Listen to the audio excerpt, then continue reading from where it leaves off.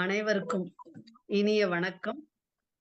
தமிழ் மரபு அறக்கட்டளையின் 2026ஆம் ஆண்டின் முதல் நிகழ்வாக இன்று நடைபெற இருக்கின்றது. அனைவரையும் வணங்கி இன்ற 393வது திசைக்கூடல் இணையவழி நிகழ்ச்சிக்கு வருகை புரிந்துள்ள அனைவருக்கும் நற்றமிழ் வணக்கம். இன்றைய சிறப்பு விருந்தினர்கள் முனைவர் இரா. கலைக்கோவன் ஐயா அவர்களையும் மற்றும் முனைவர் அகிலா அம்மா அவர்களையும் இக்கலந்துரையாடல் நிகழ்ச்சிக்கு வரவேற்பதில் பெரும் மகிழ்ச்சி அடைகின்றோம். மேலும் தமிழ் மரபு அறக்கட்டளையின் தலைவர் முனைவர் க. சுபாஷினி அவர்களையும், செயலர் முனைவர் தேமொழி அவர்களையும், நிகழ்ச்சியில் ஆர்வமுடன் பங்கேற்றுள்ள அறிஞர் பெருமக்களையும் அன்பர்களையும் வரவேற்கின்றோம். மேலும் முகநூல் வழியாக நம் முகங்களை காண காத்திருக்கும் ஆர்வமுடைய அன்பர்களையும் வரவேற்பதில் பெருமகிழ்ச்சி அடைகின்றோம். நிகழ்ச்சியின் தொடக்கமாக இக்கலந்துரையாடல் நிகழ்ச்சிக்கு நோக்க உரை வழங்க வருமாறு முனைவர் க. சுபாஷினி அவர்களை தலைவர் அவர்களே அன்புடன் வரவேற்கின்றேன்.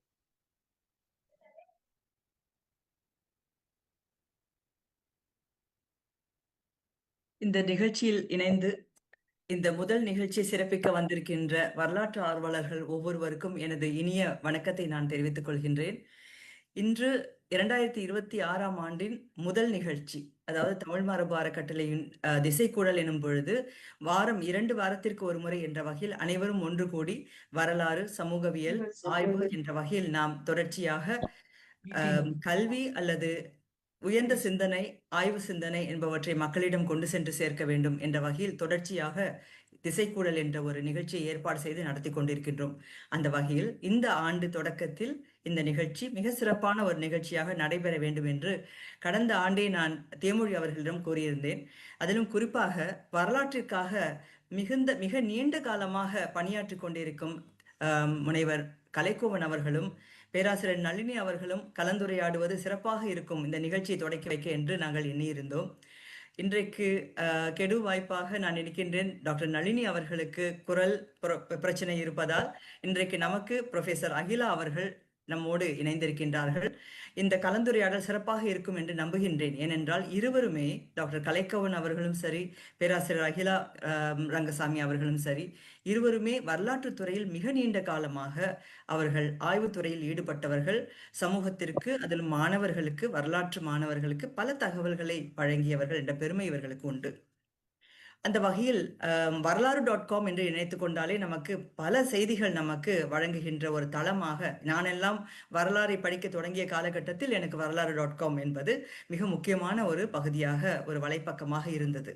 படிப்படியாக பிறகுதான் நிறைய நூல்களை வாசிப்பதற்கும் களப்பணி செய்வதற்கும் நானும் ஈடுபாடு கொண்டேன். அந்த வகையில் வரலாறு.com என்பது வரலாற்றில் ஆர்வமுள்ள நம் எல்லோருக்குமே மிக பரிச்சயமான ஒரு வலைத்தளமாக இருக்கின்றது. அதில் இருக்கின்ற ஆவணங்கள்லாம் அந்த பெருமைக்கெல்லாம் உரியவர்கள் இவர்கள்.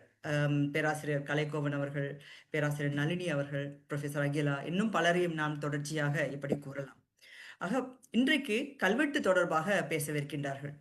தமிழ்நாட்டில் கல்வெட்டுக்களை மிக தொடர்ச்சியாக ஆவணப்படுத்தி வந்த பல தொல்லியல் அறிஞர்கள் இருக்கின்றார்கள், கல்வெட்டியல் ஆய்வறிஞர்கள் இருக்கின்றார்கள். அவர்களின் வரிசையில் இவர்களது பெயர்கள் கட்டாயமாக இருக்கின்றது, இல்லை என்று சொல்லிவிட முடியாது. அதாவது ஒரு துறை சார்ந்த அறிஞர்கள் மட்டுமன்றி, இப்ப உதாரணத்திற்கு கலைக்கோவன் ஐயா அவர்கள் எடுத்துக்கொண்டால் ஒரு கண் மருத்துவராக தனது ப்ரொஃபஷன் என்று எடுத்துக்கொண்டாலும் சரி, வரலாற்றில் மிகுந்த ஈடுபாடு கொண்டு மிக நீண்ட காலமாக அவர்கள் பணியாற்றி இருக்கின்றார்கள். பல ஆய்வுகளை நமக்கு வழங்கி இருக்கின்றார்கள், வழங்கி கொண்டிருக்கின்றார்கள் தொடர்ச்சியாக. ஆக இத்தகைய பின்னணி உள்ள இந்த அறிஞர்களோடு நாம் இன்று அமர்ந்து வரலாறு, குறிப்பாக கல்வெட்டுகள் கூறுகின்ற செய்திகள் பற்றி நாம் அறிந்து கொள்வது மிக மிக அவசியம். இன்றைக்கு மிக துரிதமாக பல புதிய செய்திகள் வந்து கொண்டே இருக்கின்றன. வரலாறு இல்லாத சில விஷயங்கள் எல்லாம் வரலாறாக கற்பிக்கப்படுகின்ற செய்திகளும் நிகழ்ந்து கொண்டிருக்கின்றன.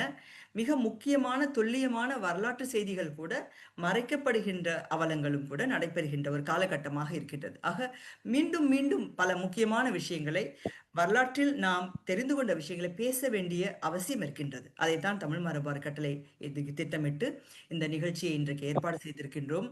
இந்த நிகழ்ச்சியை ஏற்பாடு செய்வதற்கு பல வகையில் பணியாற்றிய கருத்தரங்க குழுவின் தலைவராக இருக்கின்ற பேராசிரியர் இறைவாணி அவர்களுக்கும், அவரோடு இணைந்து பணியாற்றுகின்ற வருண் அவர்களுக்கும் எனது நன்றியை நான் தெரிவித்துக் கொள்கின்றேன்.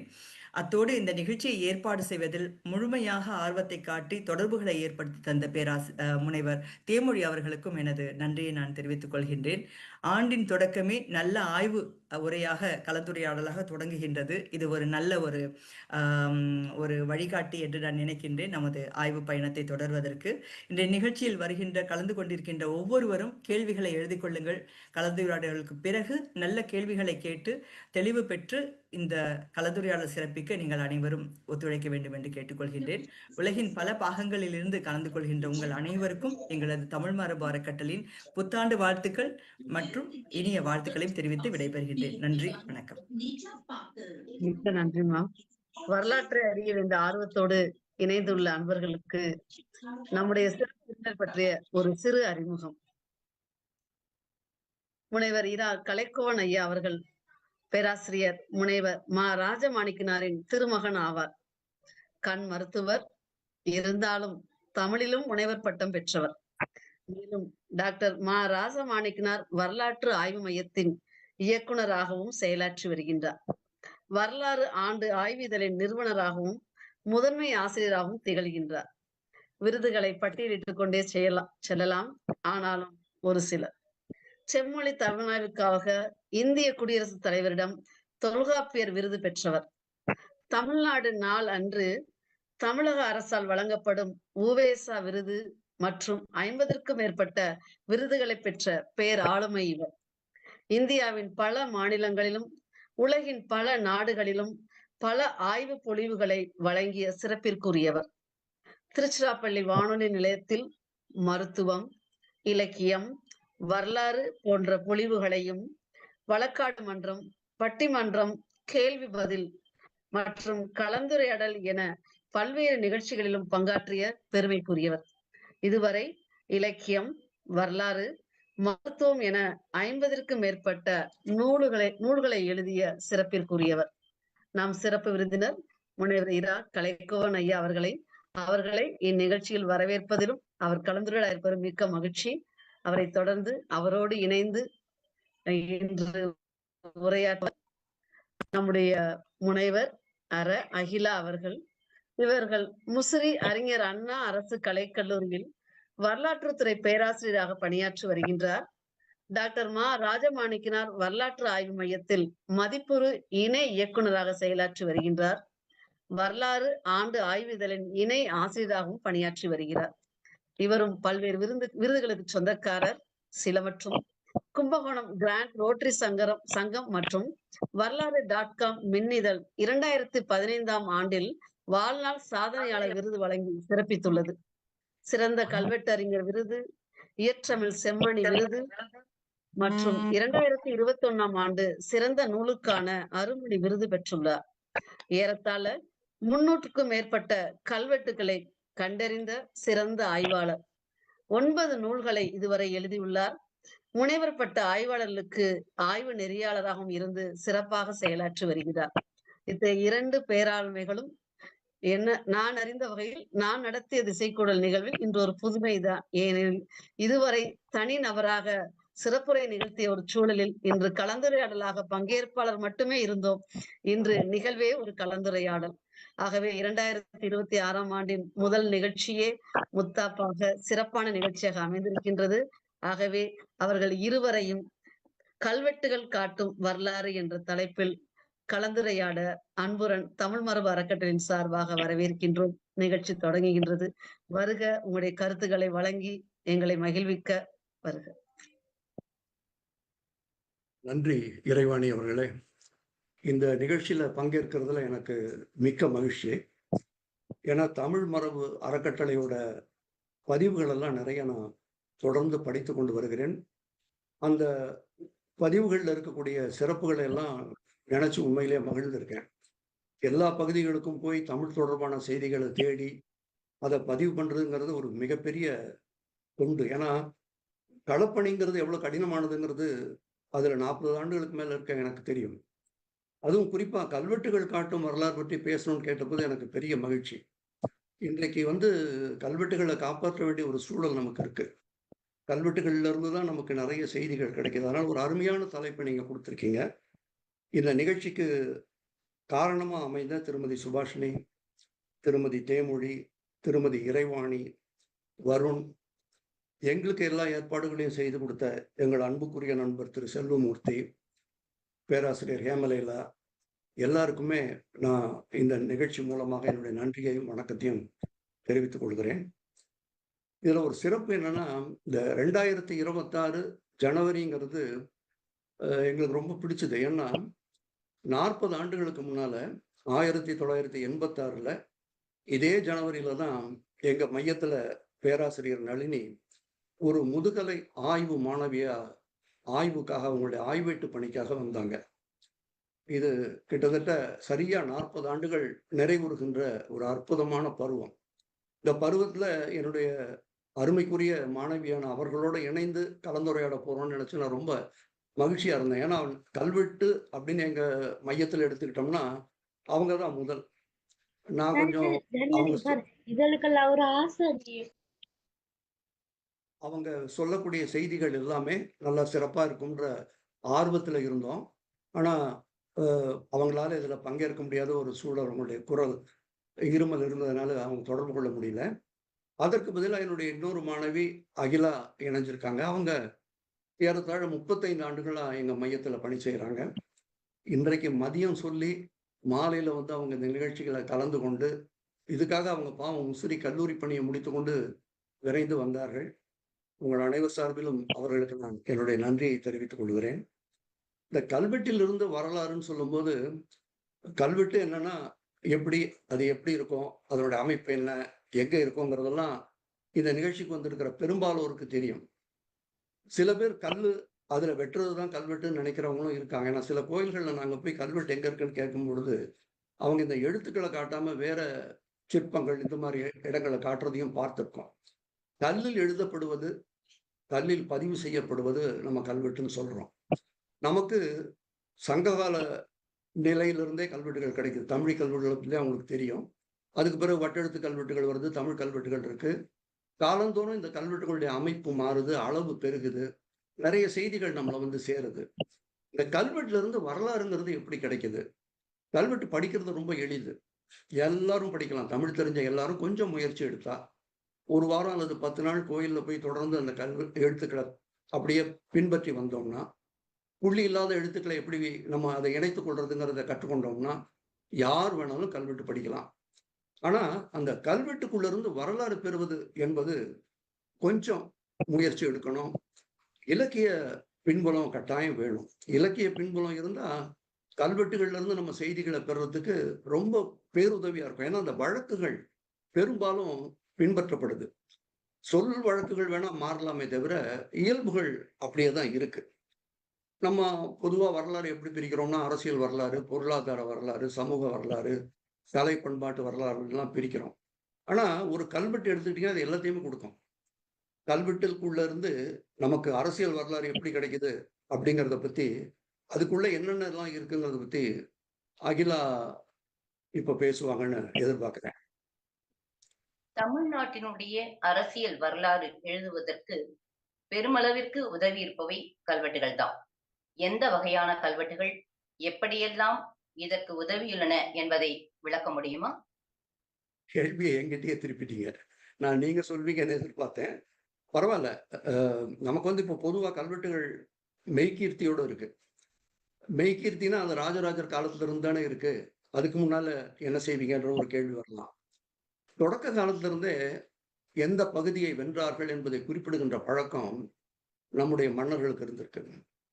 எந்த பகுதி இவங்களுக்கு ஆட்சிக்கு கீழே வந்திருக்கு அப்படிங்கிறது. மெய்கீர்த்திங்கிறது ஒரு புதிய முயற்சி. அந்த முயற்சியின் மூலமா தொடரான நிகழ்வுகளை அவங்க பதிவு பண்றாங்க. காலந்தோறும் என்னென்ன நடக்குது, அவங்க ஆடுகின்ற ஒரு 10 ஆண்டுகளோ 20 ஆண்டுகளோ 30 ஆண்டுகளுக்குள்ள என்ன மாதிரியான அரசியல் அமைப்பு நடக்குது. இப்ப நீங்க ஒரு மெய்கீர்த்தின்னு எடுத்துக்கிட்டீங்கன்னா ராஜராஜனுடைய மெய்கீர்த்தியிலேயே அவர் நிகழ்த்திய படையெடுப்புகள், நம்ம படையெடுப்புகள்னு மட்டும் அதை பார்க்கக்கூடாது. இந்த திசைகள்ல எல்லாம் அவங்க பார்வைகள் விரியுது. இந்த திசைகளை நோக்கி அவங்க பயணப்படணும்னா அதை பற்றிய செய்திகள் அவங்களுக்கு வரணும். இப்போ தமிழ்நாட்டில இருந்து இலங்கைக்கு போறாங்கன்னா போகக்கூடிய வழி, அது பற்றிய செய்திகள், அந்த கடலோட இயல்பு, அதுல ஒரு படகோ கப்பலோ போனா என்னென்ன நேரும், காற்றினுடைய போக்குகள், அலை எழுச்சி, இப்படி ஒரு மிகப்பெரிய அறிவு பின்புலம் தேவைப்படுது. இதை வெறும் படையெடுப்புன்னு நம்ம கடந்து போயிட முடியாது. இந்த பின்புலத்தோட தெளிவுடையவர்கள் அரசர்கள் அவையில இருந்தாங்க. இதையெல்லாம் சொல்லி இந்த நேரத்துல இந்த பருவத்துல நம்ம படையெடுத்தா நடக்கும். அது மட்டும் இல்லாம நீங்க பாத்தீங்கன்னா நிறைய மெய்க்கத்திகள்ல பின்னால வரக்கூடிய 2ஆம் ராஜேந்திரன் பின்னால வரக்கூடிய மற்றவர்கள் போர்க்கள மரபுகளை பற்றி பேசுறாங்க. நம்ம புறநானூறு உங்களுக்கு தெரியும். புறநானூறு இலக்கியம் படிக்காத தமிழர்கள் இருக்க முடியாது. அதுல எப்படி போர் நடக்குது, என்னென்ன மாதிரி போர் வகைகள், மக்கள் இதுல எப்படி இயங்குறாங்க, இதெல்லாம் ரொம்ப அழகா சொல்லியிருக்காங்க. இந்த போர் மரபுகள் எப்படி மாறுது, எப்படி மரபுகள் மீறப்படுது அல்லது வளருது அல்லது ஒரு புதிய பார்வைக்கு போகுது, இதையெல்லாம் மெய்கீர்த்தி மிக அழகா நமக்கு எடுத்து காட்டுது. இதன் வழி கிடைக்கிற செய்திகள் ஒரு பக்கம்னா, அரசமைப்பு பற்றி பேசுற இன்னொன்னு அரசாணைகள். இப்ப நம்ம கவர்மெண்ட் ஆர்டர் G1 சொல்றோம் இல்லைங்களா, இது அப்ப இருந்தே இருக்கு. பல அரசர்கள் அவர்களுடைய அவையில அரசாணை கொடுக்குறாங்க. ஒரு அரசாணை ஏன் கொடுக்குறாங்க, அது எப்படி நடக்குது, எந்தெந்த விதத்துல அது மாறுதுங்கிறதெல்லாம் ரொம்ப வியப்புக்குரிய விஷயம். நீங்க இப்ப நாங்க திருப்பஞ்சலி கோயில ஆய்வு செய்தோம். அதுல சோழர்களுடைய அரசாணைகள், பாண்டியர்களுடைய அரசாணைகள், கிட்டத்தட்ட இதுல 7 அதுல 7 ஒரு 14 அரசாணைகளை படிக்க முடிஞ்சது. இந்த அரசாணைங்கிறது இப்போ ஒண்ணுமில்ல. ஒரு கோயில் இருக்கு, திருப்பஞ்சலி கோயிலுக்கு ஒரு தேவை இருக்கு. அந்த தேவைக்கு ஒரு வருவாய் வேண்டி இருக்கு. இந்த வருவாயை அரசர் கொடுத்தா நல்லா இருக்கும். ஏன்னா கிராமத்துல வருவாய் குறைவா இருக்கும். அரசர் ஒரு பெரிய இடத்துல இருந்து கொடுத்தாருன்னா அது கோயிலோட எல்லா செலவுகளையும் கவனிக்க வாய்ப்பா இருக்கும். அப்படின்னும் போது அந்த கோயிலை சார்ந்த சிலர் அந்த ஊர்ல இருக்கக்கூடிய ஒரு அரசு அலுவலரை அணுகுறாங்க. இந்த மாதிரி இருக்கு, நீங்க ஏதாவது செஞ்சா தேவைதான். அவர் பெரிய அலுவலருக்கு அந்த செய்தியை கொண்டு போறாரு. அவர் அரசருக்கு வாய்ப்பான நேரம் பார்த்து அவர்கிட்ட இந்த செய்தியை சொல்றாரு. அரசர் சொல்றார், எனக்கு பரிந்துரைத்தவர் இன்னார், என் மச்சனன் பரிந்துரைத்தார், இன்னொருவர் பரிந்துரைத்தார், பெரிய அலுவலர் பரிந்துரைத்தார் என்று பெயரையே சொல்கிறார்கள். இப்படி பரிந்துரைக்கப்பட்டதனால் இந்த செய்தி எனக்கு தெரிய வருகிறது. இது சரியான செய்தி என்று நான் நினைப்பதினால் இதற்கான ஆணையை நான் பிறப்பிக்கிறேன். இது வாய்மொழியா தான் சொல்றார். அலுவலர்கள்லாம் உட்கார்ந்து ஒரு கூட்டமா பேசும் பொழுது இது தகவல் கிடைக்குது, பரிந்துரையை பார்க்கிறாரு, நல்லது இப்படி செய்யலாம் அப்படின்ட்டு வாய்மொழியா சொல்றாரு. அங்க இருக்கிற அலுவலர்கள்ல ஓலை எழுதுறவங்க கொஞ்சம் பேர் இருக்காங்க. அவங்களுக்கு திருமந்திர ஓலைன்னு பேரு. அவங்க இதை பதிவு பண்றாங்க. அரசு பேச பேச பதிவு பண்றாங்க. ஷார்ட் ஹேண்ட் முந்தியெல்லாம் எடுப்பாங்க.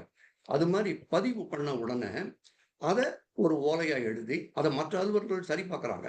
இவர் சொன்ன சொற்கள் சரியா இருக்க, ஊரை மாத்திரக்கூடாது, விளைவு மாத்திரக்கூடாது, அளவு மாத்திரக்கூடாது, இதையெல்லாம் கவனித்து அது சொல்றாங்க. இதெல்லாம் பார்த்து நாங்க கையெழுத்து போடுறோம். ஒரு மந்திர ஓலைங்கிற ஒரு ஓலை எழுத ஒரு 10 அலுவலர்கள், 5 அலுவலர்கள், 3 அலுவலர்கள் நிலையை பொறுத்து, கொடையின் அளவை பொறுத்து, தேவையை பொறுத்து கையெழுத்து போடுறாங்க. அது நேரம் எங்க போகுதுன்னா வருவாய்த்துறைக்கு போகுது. நிதித்துறைன்னு இப்ப சொல்றோம்ல, நிதித்துறை மறுத்துருது, அதனால செய்ய முடியலன்னா நம்ம தமிழ்நாடு அரசு செய்திகள்ல நம்ம சில சமயங்கள்ல பார்க்கிறோம். அதனால நிதி சுமை வருவாய்த்துறைக்கு தெரியும். வருவாய்த்துறை இந்த ஓலையை பார்த்தவுடன் அரசர் சொல்லியிருக்காரு.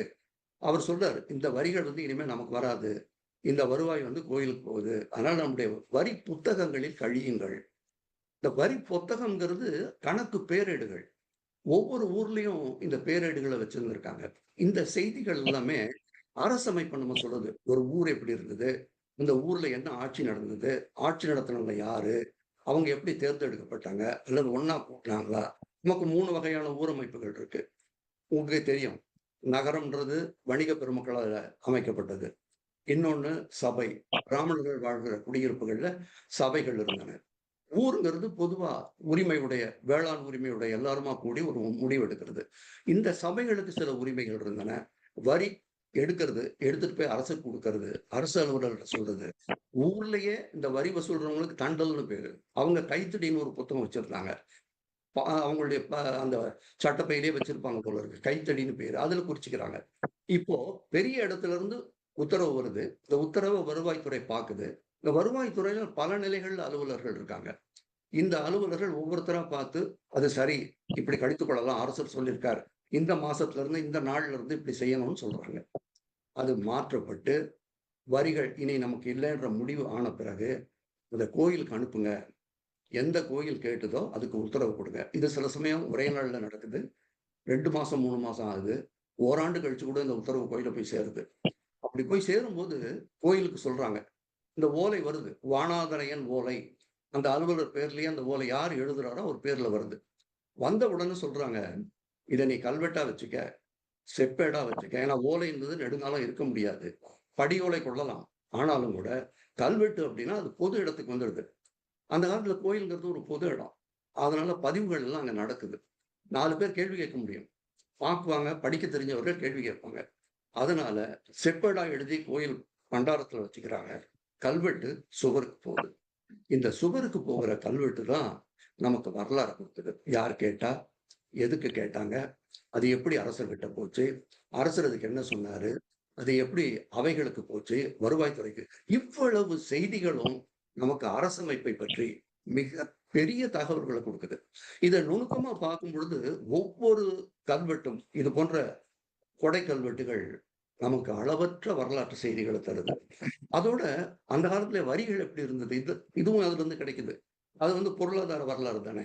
ஒரு கிராமத்துல இருந்து என்ன மாதிரி வரிகள் போச்சு, நிலம் சார்ந்த வரிகள் என்ன, தொழில் சார்ந்த வரிகள் என்ன, அது இல்லாம ஆள் உழைப்பு, இப்ப கரையை பலப்படுத்துறது, ஒரு ஏரி, அணை அல்லது வாய்க்கால், இதுக்கெல்லாம் ஆள் உழைப்பு தேவைப்படுது. நிலம் சார்ந்தவர்கள் அதுக்கு ஏற்பாடு பண்றாங்க. நம்ம ஒரு ஊர்ல இருக்கவங்க தான் சேர்ந்து செய்யணுங்கிற அந்த கடப்பாடு, அந்த உணர்வு அவங்களுக்கு இருந்திருக்கு. இதையெல்லாம் பார்க்கும் பொழுது அரசமைப்பு என்பது மிக அழகாக, மிக சிறப்பாக நமக்கு இந்த மெய்கீர்த்தி மூலமாகவும் அரசாணைகள் மூலமாகவும் கிடைக்குது. அடுத்து என்ன, பொருளாதார வரலாறு தான் இல்லைங்களா அகிலா? ஆமாம். இந்த பொருளாதார வரலாறுல நீங்க கல்வெட்டுகள் சுட்டும் அளவைகள், நாணயங்கள், வரிகள், வருவாய்த்துறை சார்ந்தே உருவாகிறது. அதை பற்றி விரிவாக அறிவது நம்மளுடைய ஆர்வலர்களுக்கு பயன் தரும். தொழில்கள், வேளாண்மை இவையும் இதன் உள்ளடக்கமாகவே உள்ளது. அதிலும் நீங்க குறிப்பாக நம்மளுடைய திருவரங்கம் கோயில் கல்வெட்டுகளை நம்ம கண்டுபிடிச்சதுல நீங்க குலோத்துங்க சோழ புரட்சியும் பற்றி கொஞ்சம் விரிவாக நம்மளுடைய ஆர்வலர் ஒரு கல்வெட்டு சொன்னாலே போதும்னு நினைக்கிறேன். ஏன்னா நம்முடைய திருவரங்கம் கோயில்ல ஏராளமான கல்வெட்டுகள் பதிவாயிருக்கு. அதுல பெரும்பாலான கல்வெட்டுகள் படியெடுக்கப்பட்டிருக்கு. படியெடுக்கப்படாத கல்வெட்டுகளும் இருக்கு. நமக்கு ஆதித்தர் காலத்துல இருந்து அங்க கல்வெட்டுகள் இருக்கிறத பார்க்க முடியுது.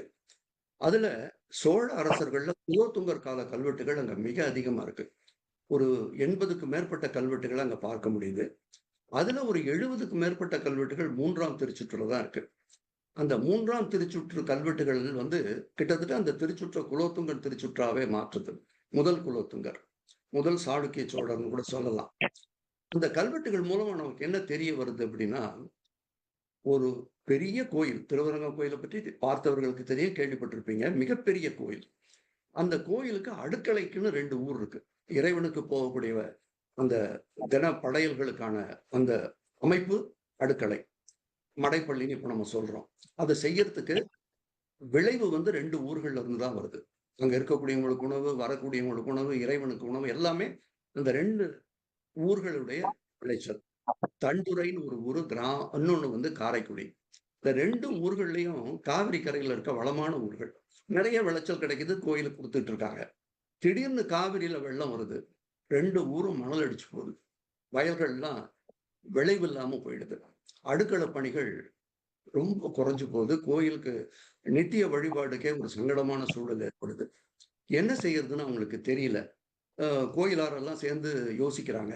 ஏதாவது ஒரு காரியம் செஞ்சால் ஒழிய திருவரங்கம் கோயிலுக்கு சரியான முறையில நம்ம வழிபாடும் படையலும் செய்ய முடியாதுங்கிற சூழல்ல அரசு அணுகுறாங்க அலுவலர்கள் மூலமா. அப்போ நம்ம இப்ப சொல்றோம்ல, அடிக்கடி போர்க்கால அடிப்படை, போர்க்கால அடிப்படை எல்லாத்துக்கும் சொல்றோம். அந்த போர்க்கால அடிப்படையில ஒரு முடிவு எடுக்கிறாங்க. இத அரசும் கோயிலும் மக்களும் சேர்ந்து செஞ்சாதான் சரியா வரும்னு ஒரு திட்டம் போடுறாங்க. அந்த திட்டத்துல 1 வேலி நிலம் 1 காசு, மிக குறைந்த விலையில வருது. 1 வேலி நிலம் 1 காசு. இந்த 2 ஊர்லயும் யார் வேணாலும் வாங்கிக்கலாம். வாங்கி அதை திருத்தி, அந்த மணல் அடிக்க போன நிலத்தை மாற்றி திருத்தி அதை பண்படுத்தி மறுபடியும் விளைச்சலுக்கு கொண்டு வரலாம். 5 வருட இடைவெளி கொடுக்குறாங்க. வாங்கி 5 வருடம் வரைக்கும் வரி கிடையாது, எந்த வரியும் கிடையாது. நீங்க எதை வேணாலும் விளைவிக்கலாம், இன்னது விளைவிங்கன்னு கருத்தும் சொல்றாங்க. இந்த நிலங்கள்ல இப்படி எல்லாம் செய்ய முடியும்னு ஒரு வழிகாட்டலும் கொடுக்குறாங்க. யார் வாங்குறா தெரியுமா? குலோத்துங்கனுடைய தேவிகள் 4 பேர் வாங்குறாங்க, படைத்தலைவர்கள் வாங்குறாங்க, உயர் அலுவலர்கள் வாங்குறாங்க, பணிப்பெண்கள் வாங்குறாங்க, மக்கள் வாங்குறாங்க. அந்தந்த பகுதிகளில் இருக்கக்கூடிய வணிகர்கள் வாங்குறாங்க. இவங்க எல்லாரும் சேர்ந்து 2 ஊரையும் விலைக்கு வாங்குறாங்க. சின்ன சின்ன ஒவ்வொருத்தர் ஒரு 5 வேலி 10 வேலின்னு பல நிலத்து தொகுதிகளை வாங்குறாங்க. வாங்கி பண்படுத்துறாங்க. இப்படி பண்படுத்துறது வந்து சோழர் காலத்துல மிக பரவலா நடந்திருக்கு. இத வந்து அந்த மாதிரி பண்படுத்தப்பட்ட நிலங்களை விளாகம்னு கூட கல்வெட்டுகள் குறிக்கிறத பார்க்கிறோம்.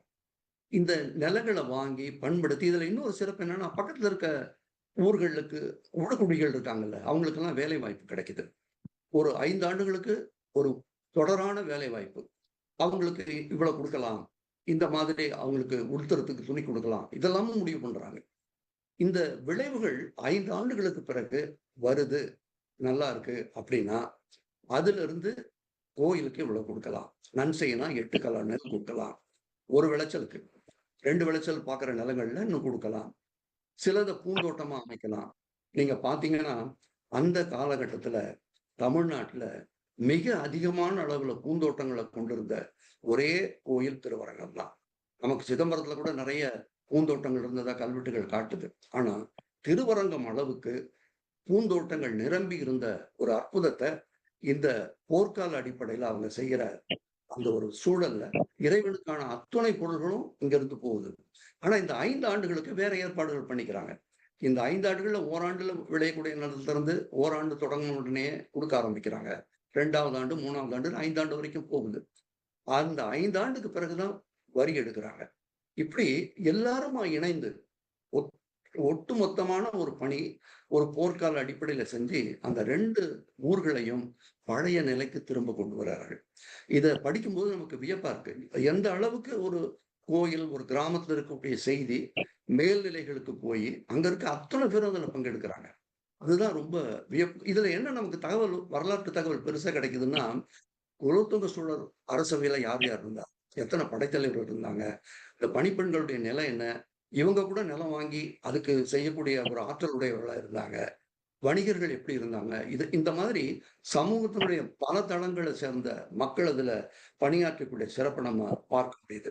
அது ஒரு சிறப்பான செய்தி. 2வது இந்த அளவைகள், நிலம் அளக்கிறதுக்கு கோல்கள்.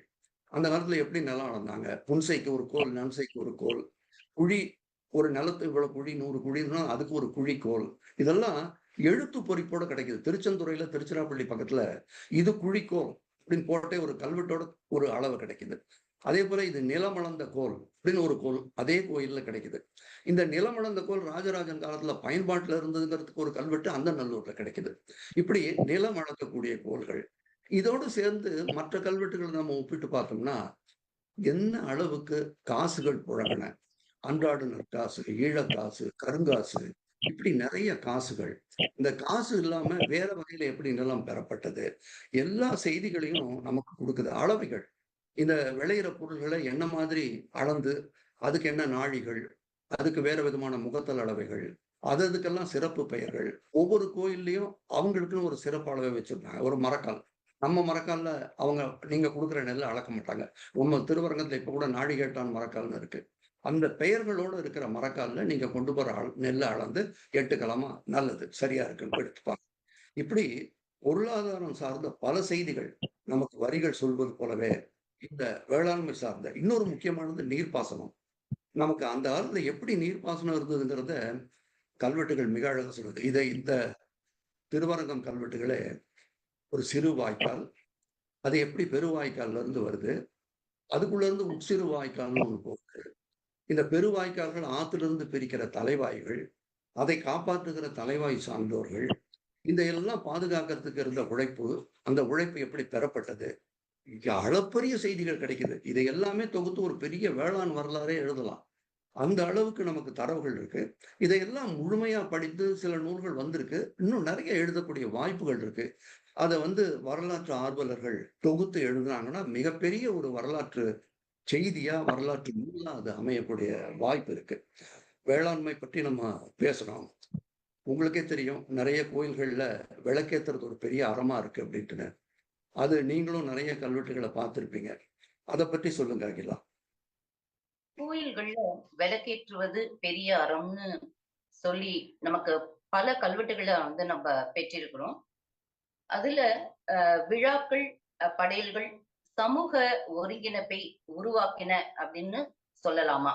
அதுலயும் நம்ம குறிப்பா நம்ம திருவாசி கோயில்ல ஒரு கல்வெட்டை கண்டுபிடிச்சோம். ராஜராஜ தேவருடைய தேவியார் வந்து அந்த அவங்களுடைய கார்த்திகை நாள்ல அவங்க வந்து கொடை கொடுத்ததா நம்ம புதிய கல்வெட்டை நம்ம பேராசிரியர் நளினி அவர்கள் வந்து கண்டறிந்தார்கள். அதை பற்றிய ஒரு விரிவான தரவையும் நீங்க வந்து உள்ளடக்கி கூறுங்கள். விளக்குகள்னு பேசணும்னா ஒரு நாள் பூரா பேசலாம். ஏன்னா விளக்குகள்ங்கிறது ஒரு கோயில்ல விளக்கரிக்கிறது ஒரு பேரறமா கருதப்பட்டது. இது வந்து நமக்கு சங்காலத்துல இருந்தே இருக்கு. புறநானூற்றுல பட்டினப்பாலையில பார்க்கிறோம். கொண்டி மகளிர் அவங்க வந்து நந்தா விளக்குகள் ஏற்றுவது பற்றி ஒரு பாடல் அடிகள் இருக்கு. தொடர்ந்து நமக்கு விளக்கேற்றுதல் ஒரு அறம் தான். அப்பர் பாடியிருக்காரு. பின்னால கோயில்கள்ல ஏன் இந்த விளக்கேற்றுதல் ஒரு அறமா கொண்டாடப்பட்டது அப்படின்னா, ஊர் முழுக்க ரொம்ப ஒரு 1, 2 பெரிய வீடுகள் இருக்கும். மற்றதெல்லாம் சிறு வீடுகளா இருக்கும். சூரியன் மறைஞ்சிட்டா அதுக்கு பிறகு வெளிச்சம் இருக்காது. மக்கள் சந்திக்கணும், பகிர்ந்துக்கணும், பரிமாறிக்கணும்னா கோயிலுக்கு தான் வரணும். அப்படி வரக்கூடிய அந்த கோயில்ங்கிறது நிறைய விளக்குகள் பொருந்திய இடமா, வெளிச்சமான இடமா இருந்ததுன்னா, அது மக்களுக்கு வாய்ப்பா இருக்குங்கிறதுனால தான் விளக்கேற்றலை ஒரு பெரிய அறமா கொண்டு வந்தாங்க. அது ஒரு நல்ல நிகழ்ச்சியா இருந்தது. விளக்கேற்றுறதுக்கு விளக்கு வேணும், நெய் வேணும், அதுக்கான வாய்ப்பு வேணும். இப்ப இதையெல்லாம் நிறைய கல்வெட்டுகள் நமக்கு பேசுதுனாலும் கூட 2 கல்வெட்டுகள் தஞ்சாவூர் ராஜராஜேஸ்வரத்துல இருக்க கல்வெட்டுகள். அதுல ஒண்ணு வந்து 82 நந்தா விளக்குகள் ஏற்றப்பட்டதை பத்தி சொல்லுது. இன்னொன்னு 78 விளக்குகள் எப்படி ஏற்றப்பட்டதுங்கிறது சொல்லுது.